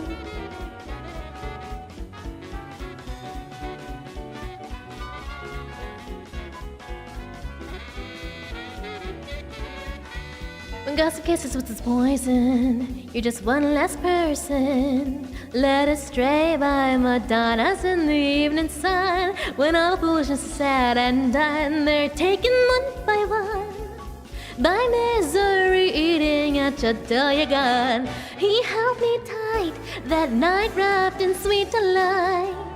We loved until we forgot what was his and mine. But by the end, he went, and her final kiss was just a shameless game, a blameless name. Because a love like this was never worth the bliss. Don't wanna hear you say love me. No, baby, that ain't what I need. What's left of us will live on in those sweet memories, and those times we shared, just enough to excite our dare. So we'll defy that logic.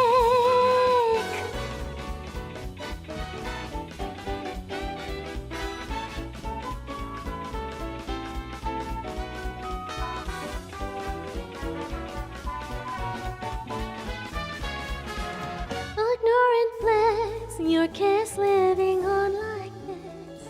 The risk was hard to conceal when the doubt was his. That awful sound heard ramblers, its defense time. Will act obedient, submit to it, and that's free of it. Admit that this is bliss. Don't wanna hear you say, don't wanna hear you till you love me. The gossip fills me up too sweet. will go against the odds and ends of sinned misery. And the ones that say we'd be getting in the way, well, damn the lot of them. The one he say he loved me without the wrong explicitly. As time goes on, let it grow, let it suffer, and breathe a burning trace. Gossip, oh, gossip, oh. Yeah. So imperfect, but it's okay. I had fun.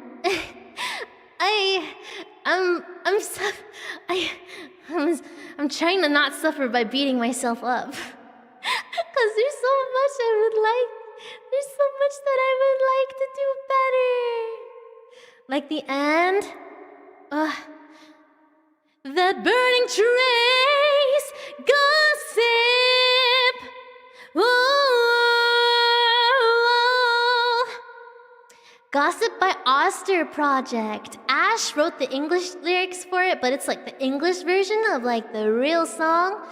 It's Gossip by Oster Project. Oster Project also wrote a couple of other songs as well. Oh, being able to sing that well on stream is quite impressive still. Why, thank you. Thank you, thank you, thank you, thank you, thank you, thank you, thank you, thank you. Now it's time to sing Fetty Wap. Thank you. I got a Glock in my body. L38. The end. That's the end. Do I know this song that well? If I could. What key is this in? I could even learn how to laugh when I see the way you act, wondering when I'm coming back. I could do about anything. I could even learn how to laugh like you. Oh, I accidentally skipped forward. Oopsie, I was accidentally misclick of my microphone, my mouse. Kept on saying mic instead of mouse. Okay, I know that I started right here. There you go. Love like you. I always thought I might be bad. Now I'm sure that it's true, because I think you're so good, and I'm nothing like you. Look at you go, I just adore you. I wish that I knew what makes you think I'm so special. If I could begin to do something that goes right by you, I could do about anything. I would even learn how to laugh.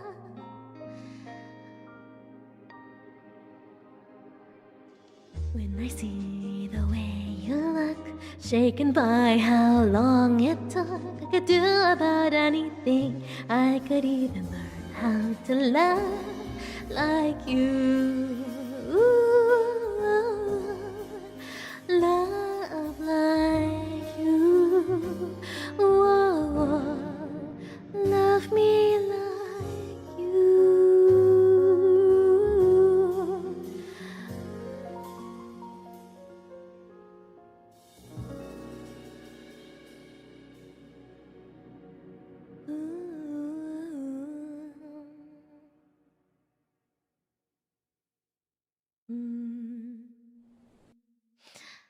Yeah, I loved Steven Universe. I love it a lot. Be quiet. I wonder, I don't know, It's Over, Isn't It that well?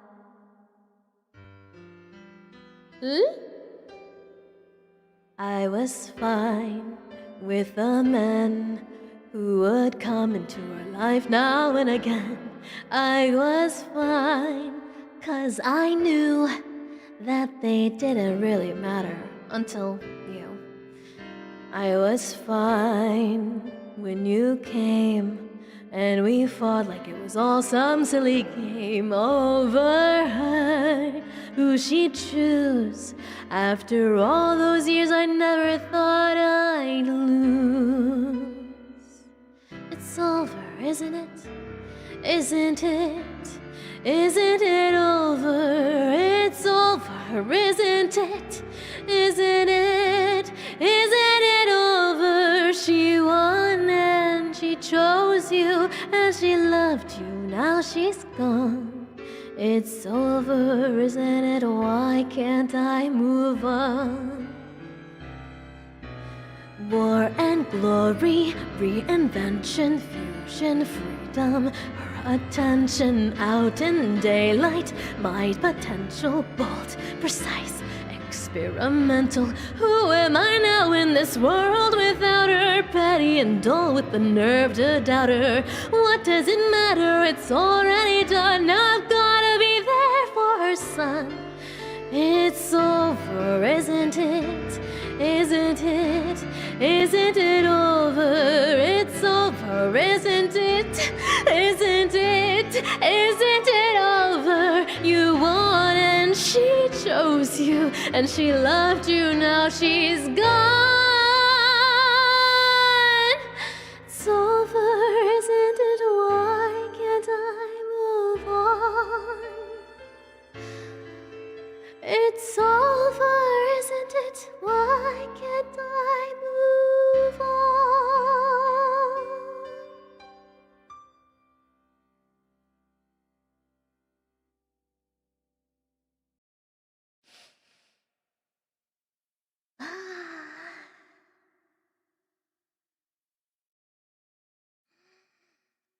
Yeah.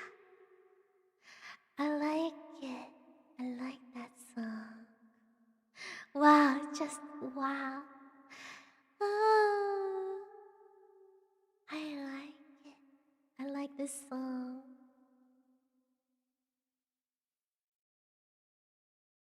Oh, do I know this one?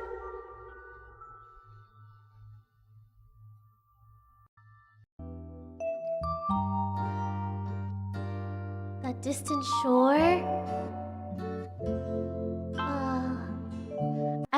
I like how this one sounds. I don't know this one very well. Ooh.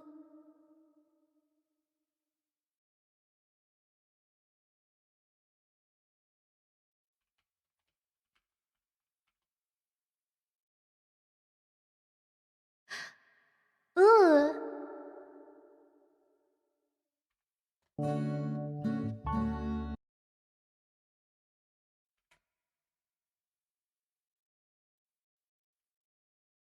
Oh.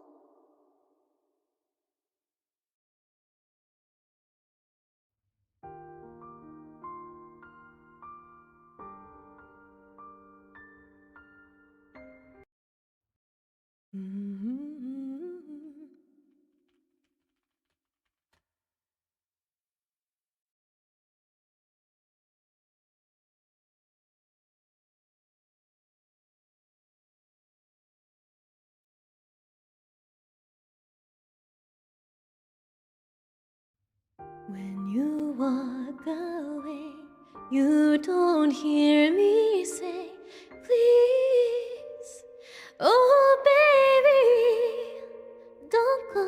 Simple and clean is the way that you're making me feel tonight. It's hard to let it go. You're giving me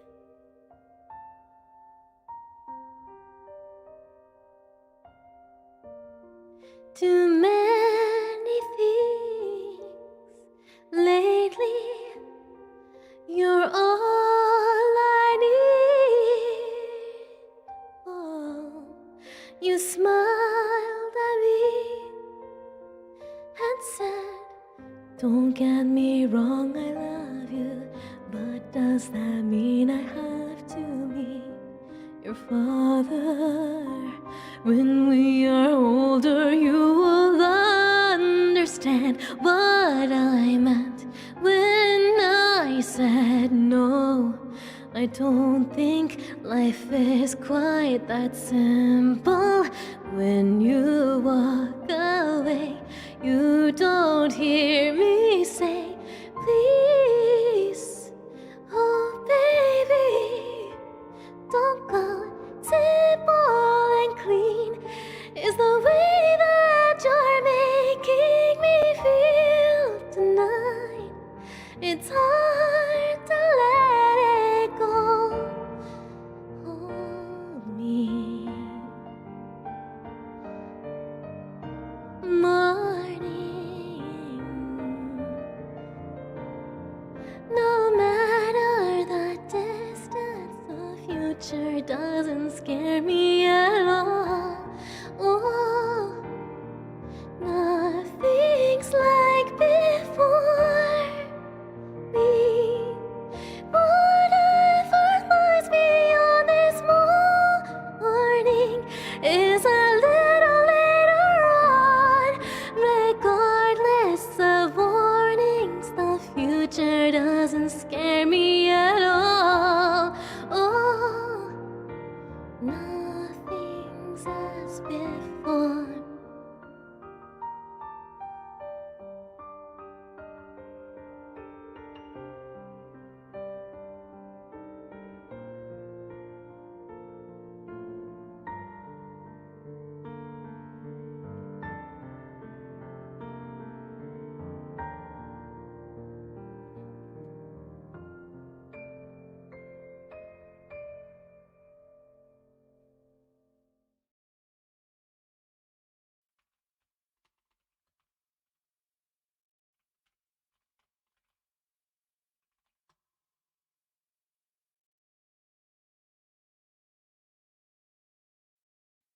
Where is...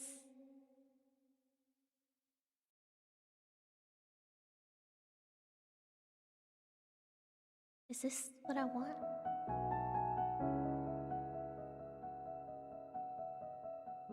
What's the Kingdom Hearts song that goes da da da da da da da da da sa da da da da da da da da da da da da da da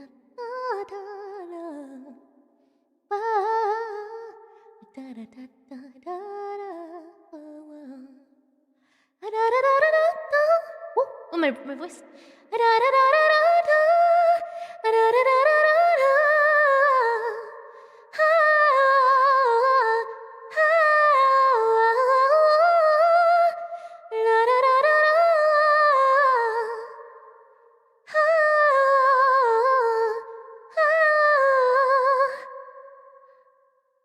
What is it called?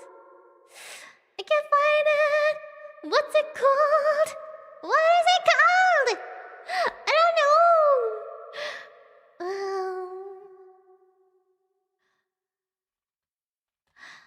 What is it called? Sanctuary? Yeah. No, this is different. Not Sanctuary. I want the different one. Don't think twice. Don't think twice.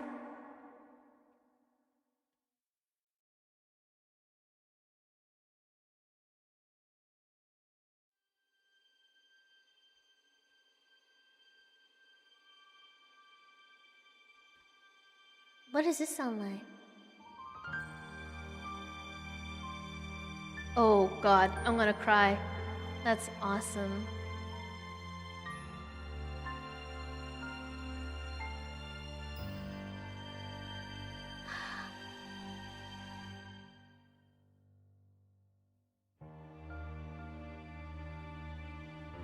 Oh.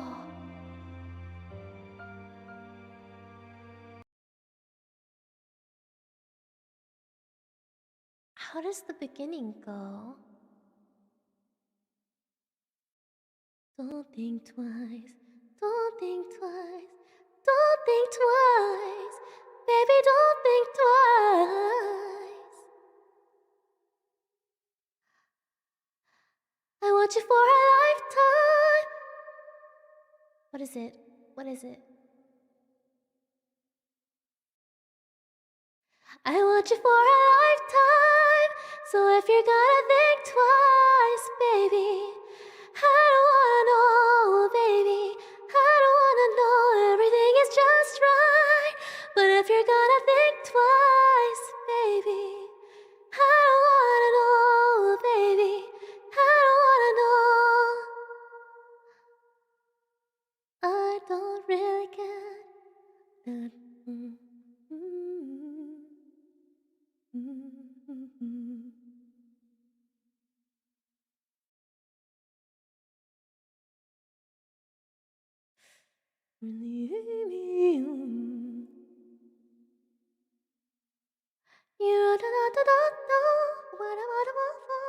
I don't remember how the song goes, but I love it so much. I tried so hard to learn it, and then I kept on forgetting how it goes. Let me see.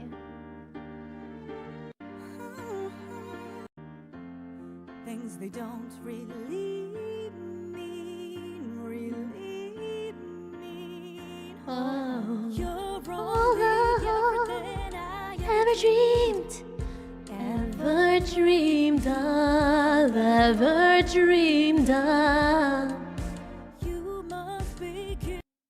You must be kidding me. Did you really think I could say no? I wanna cover that song. I love it. I love that one. Oh God, I love it so much. Oh, I love piano music. Kidding me, did you really think? I actually I have the most experience when I sing on stage when there's a piano with me, with a real pianist, because then I can hear exactly like them trying to match up to me, and then I try to match up to them, and it's like we're drawing like a painting in real time, but everything we do or say is final.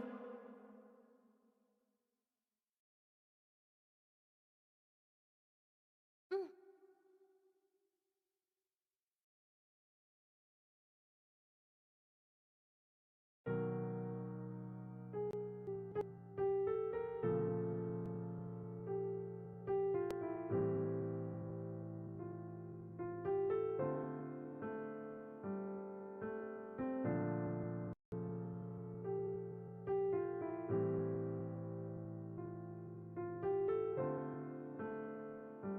Okay.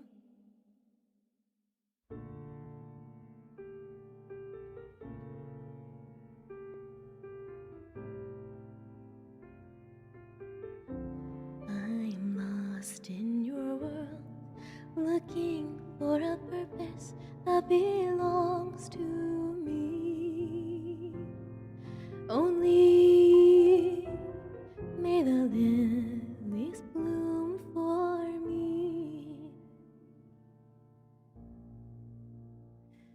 Do you hear the lilies speak, the leaves kissing the bees, the soil covering up all the sorrow, all the seeds I sowed in a garden can't be claimed by me. Do you hear the lilies speak? I gave it my all. Isn't it supposed to be sunny now? But my rain won't stop. My rain won't stop. The hell I saw, voices I heard, the dreams that I lost changed nothing at all. I'm still my insufferable self, setting my hair on fire, giving you warmth, hoping you'd realize I want you by my side. May the lilies bloom for me. Thought I would be satisfied seeing you content at the other side. But somehow I thought these crazy thoughts that I deserve to be loved. I deserve to know love. We deserve to live in love. I wish there's no end. I wish to no end for our time together. The lilies wilted, waving down into my coffin. Goodbye, my youth expressed. Goodbye, my innocence. Should I be mad? Should I be glad? Am I enough? How can I be enough? So I'm proud of myself, reaching my goals, distracting my feelings, changed nothing at all. I'm still my insatiable self. Isn't it better to be dumb, to be ignorant, not knowing there is liberty in this world not meant for me? May the lilies bloom for me.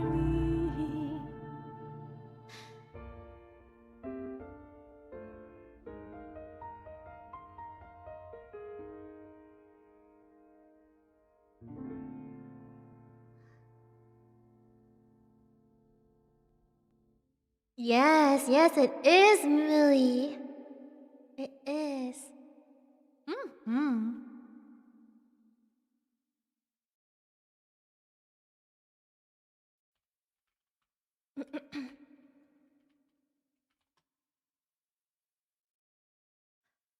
Okay.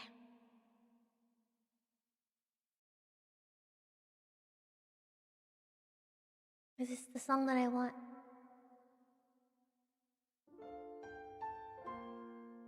Nope, not right.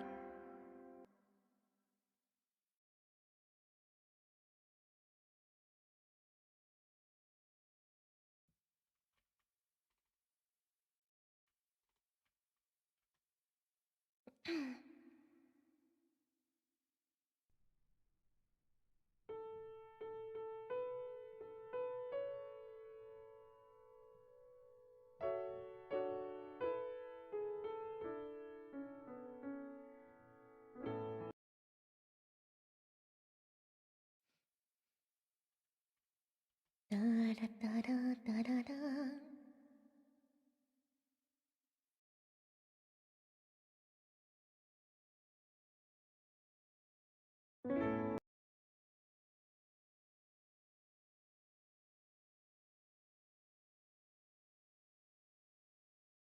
Okay.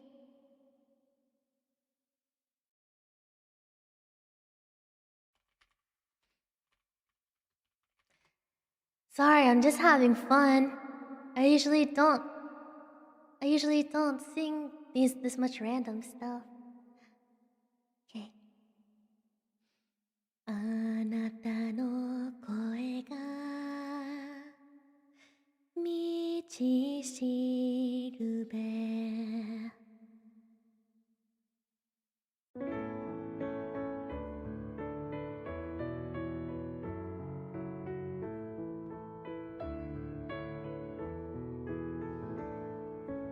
一羽の鳥が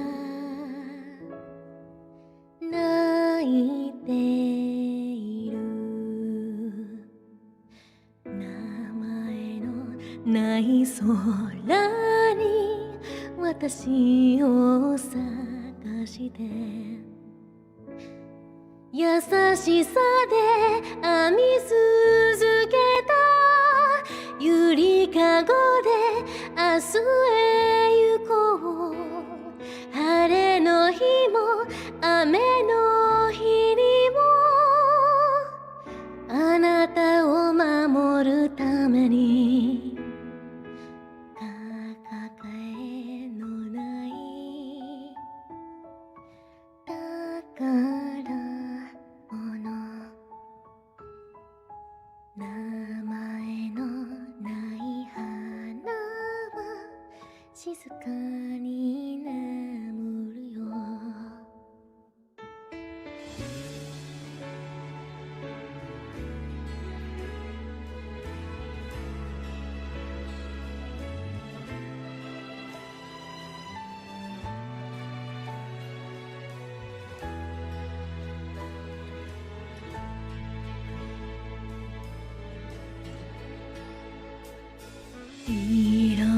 き風が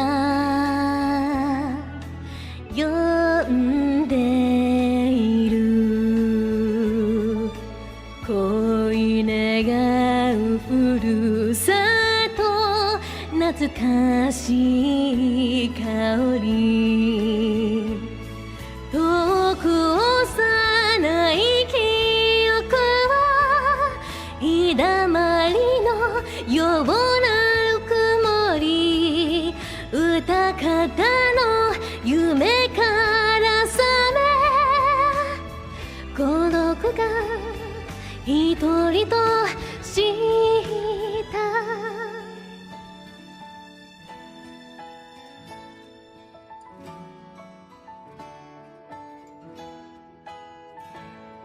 授かれ Whoa! One more time. Let's do this. Rewind a little bit. 授けられた翼を Oh, what happened? It was messing up. Oh no, I messed it up.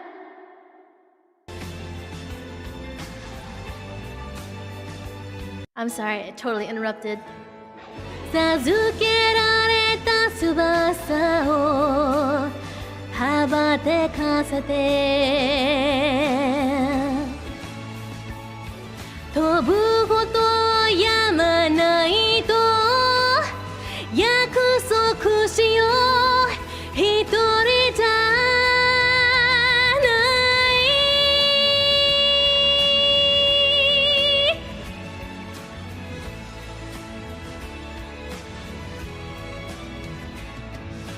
願いは一つだけあなたの幸せ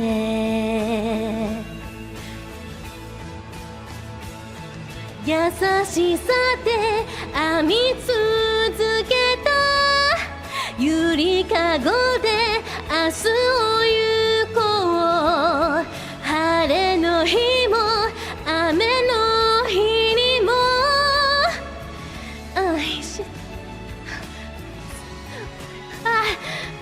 この街に生まれたのはあなたと巡り合うためこの街に生まれたからあなたに巡り合えたダラダダダ名前のない空に明日を探して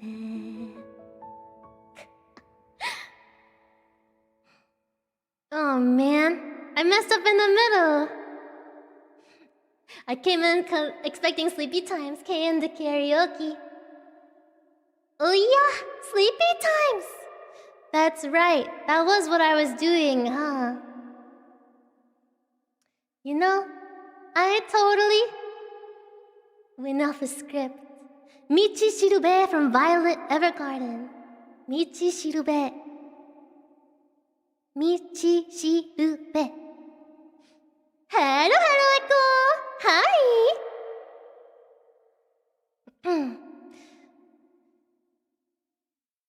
優しさで編み続けたゆりかごで明日を行こう晴れの日も雨の日にも How does it go?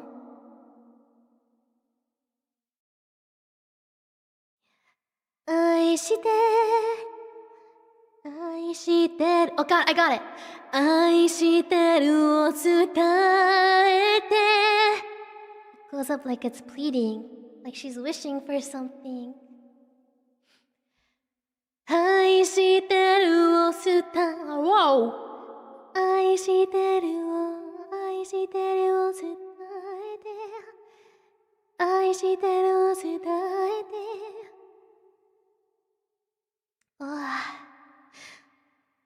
Never change, Echo. She started reading psychology And then reading she was. Oh, let me say it again. It started off with reading fairy tales, and then we discussed psychology, and now we're singing. And she wishes all her sons were birds. No, I don't. I do not wish that all my sons were birds because I have no sons. I have no sons.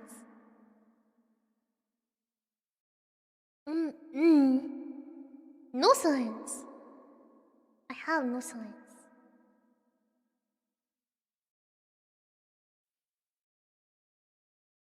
The song.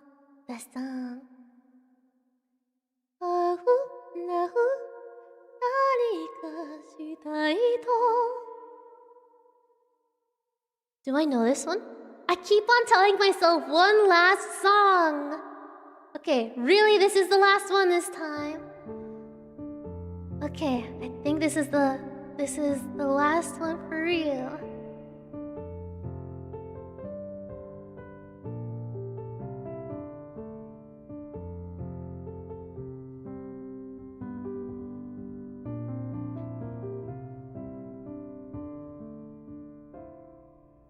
Yo koso fukai mori no奥珍しいお客さんね悪いけどここから先では森で飲まなかるの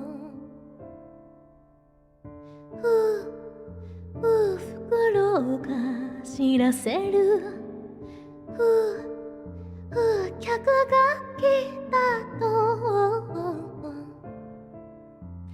袋が知らせる何かが始まる予感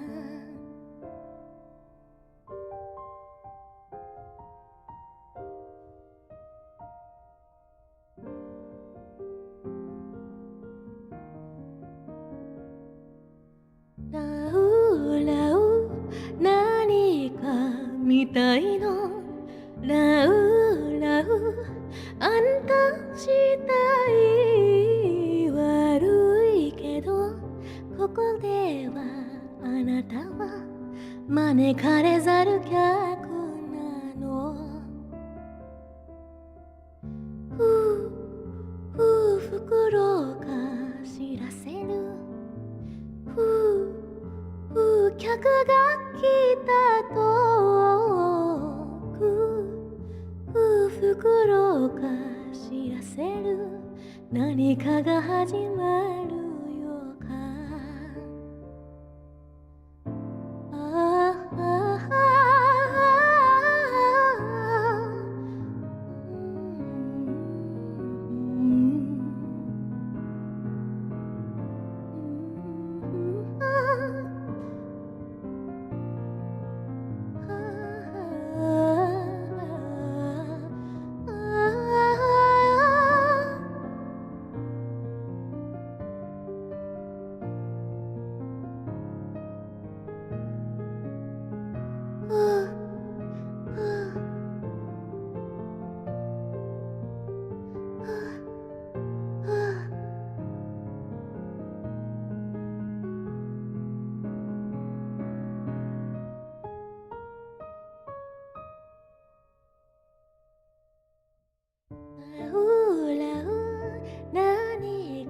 みたいのラウラウあなた次第悪いけどここではあなたは招かれざる客なの袋が知らせる客が来たと袋が知らせる何かが始まる予感ラララララララララララララ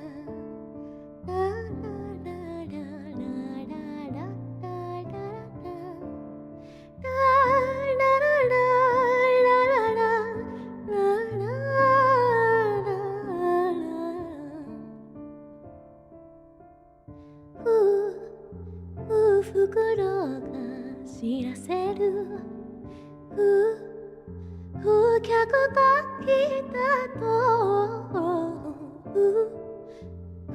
袋が知らせる何かが始まる予感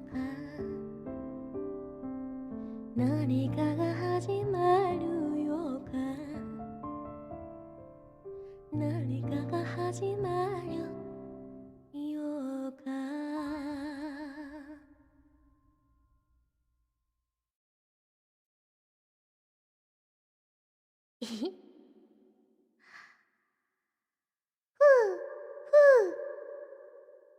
Song is about an owl, by the way.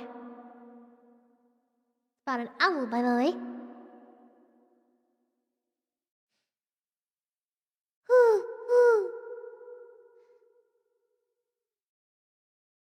That was Fukuro by Kokia. Kokia.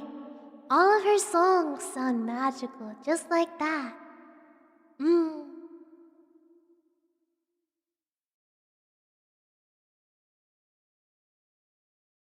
Kokia. Fukuro.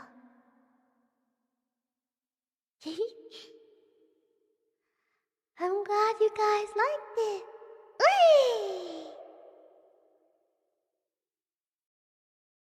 Whee!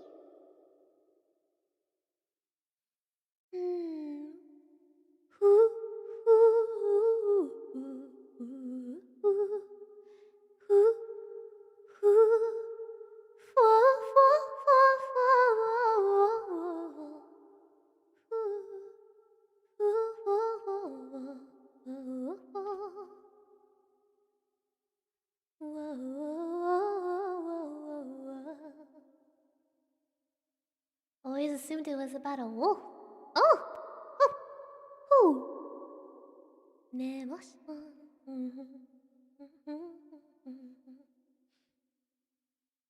Okay, as long as I keep it as a piano that's soft, that's fine for a lullaby, right? Oh, I chopped something on my keyboard. Oopsie, what'd I do? Uh,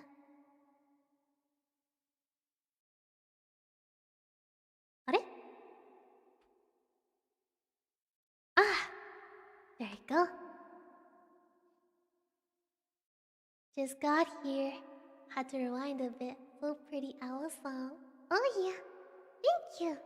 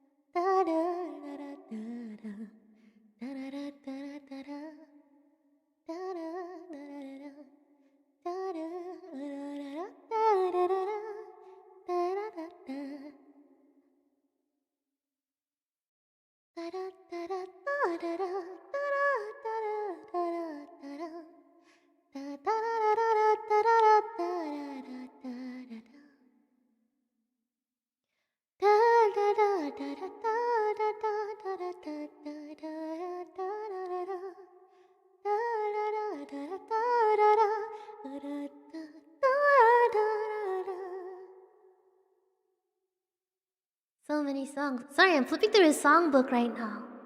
I'm flipping through his songbook and I'm looking at everything. So much stuff.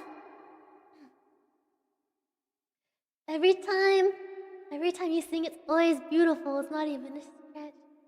That makes me happy. Ah, thank you. Thank you for listening. I wouldn't sing if it weren't for people that would listen. Well, I would sing, but I wouldn't stream it. So thank you. It's a part of why I find joy. Or how I find joy myself.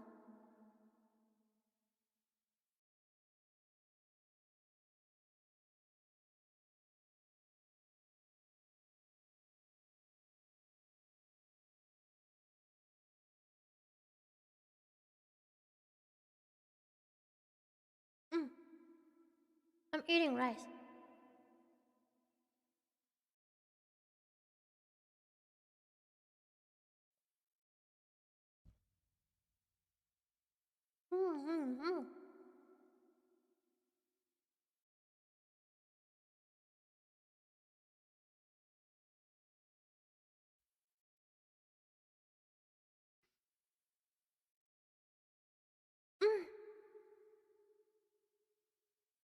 Delicious.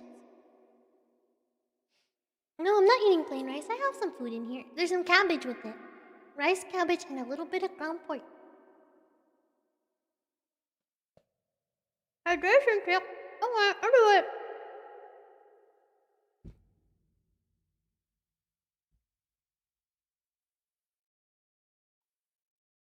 Mm-mm. Mm. Mm-mm.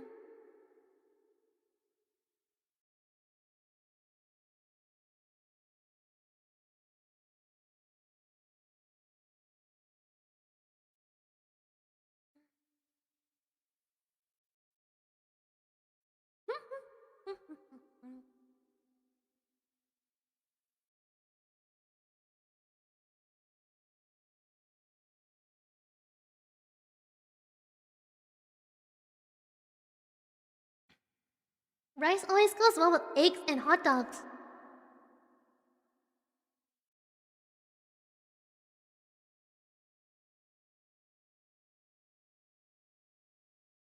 What?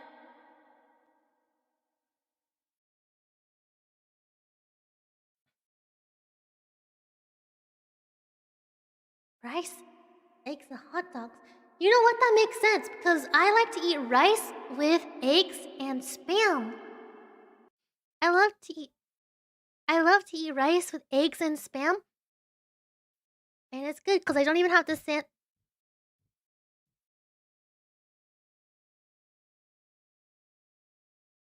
Sorry, I heard a little something from my house. Everything's okay. I don't eat spam, but always love a good egg. Hot dogs. I've never tried rice with a hot dog. I think that rice with meat in general is good. Can't go wrong with the rice and some meat.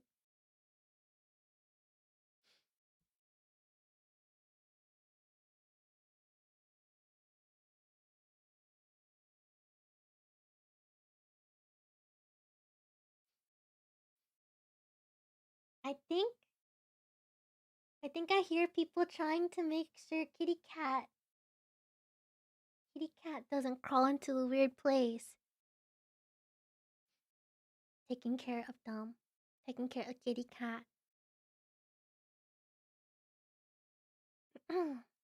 I never answer spam. I always answer spam. I say, hello, how are you? How are you doing? Have a good day. That reminds me. Oh my goodness. There was this lady the other day, and she seemed to be in a rush because she said, oh, sorry, one second. What was I saying?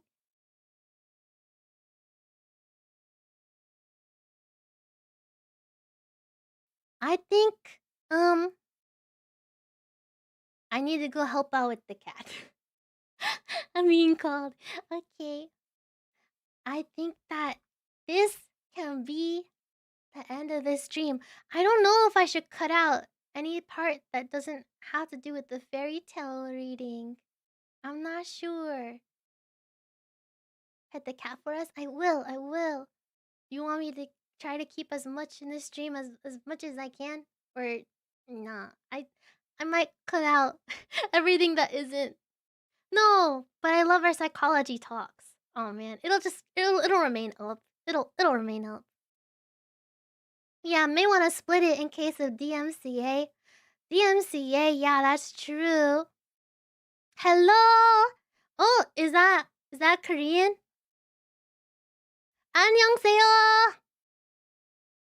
에코입니다. Okay.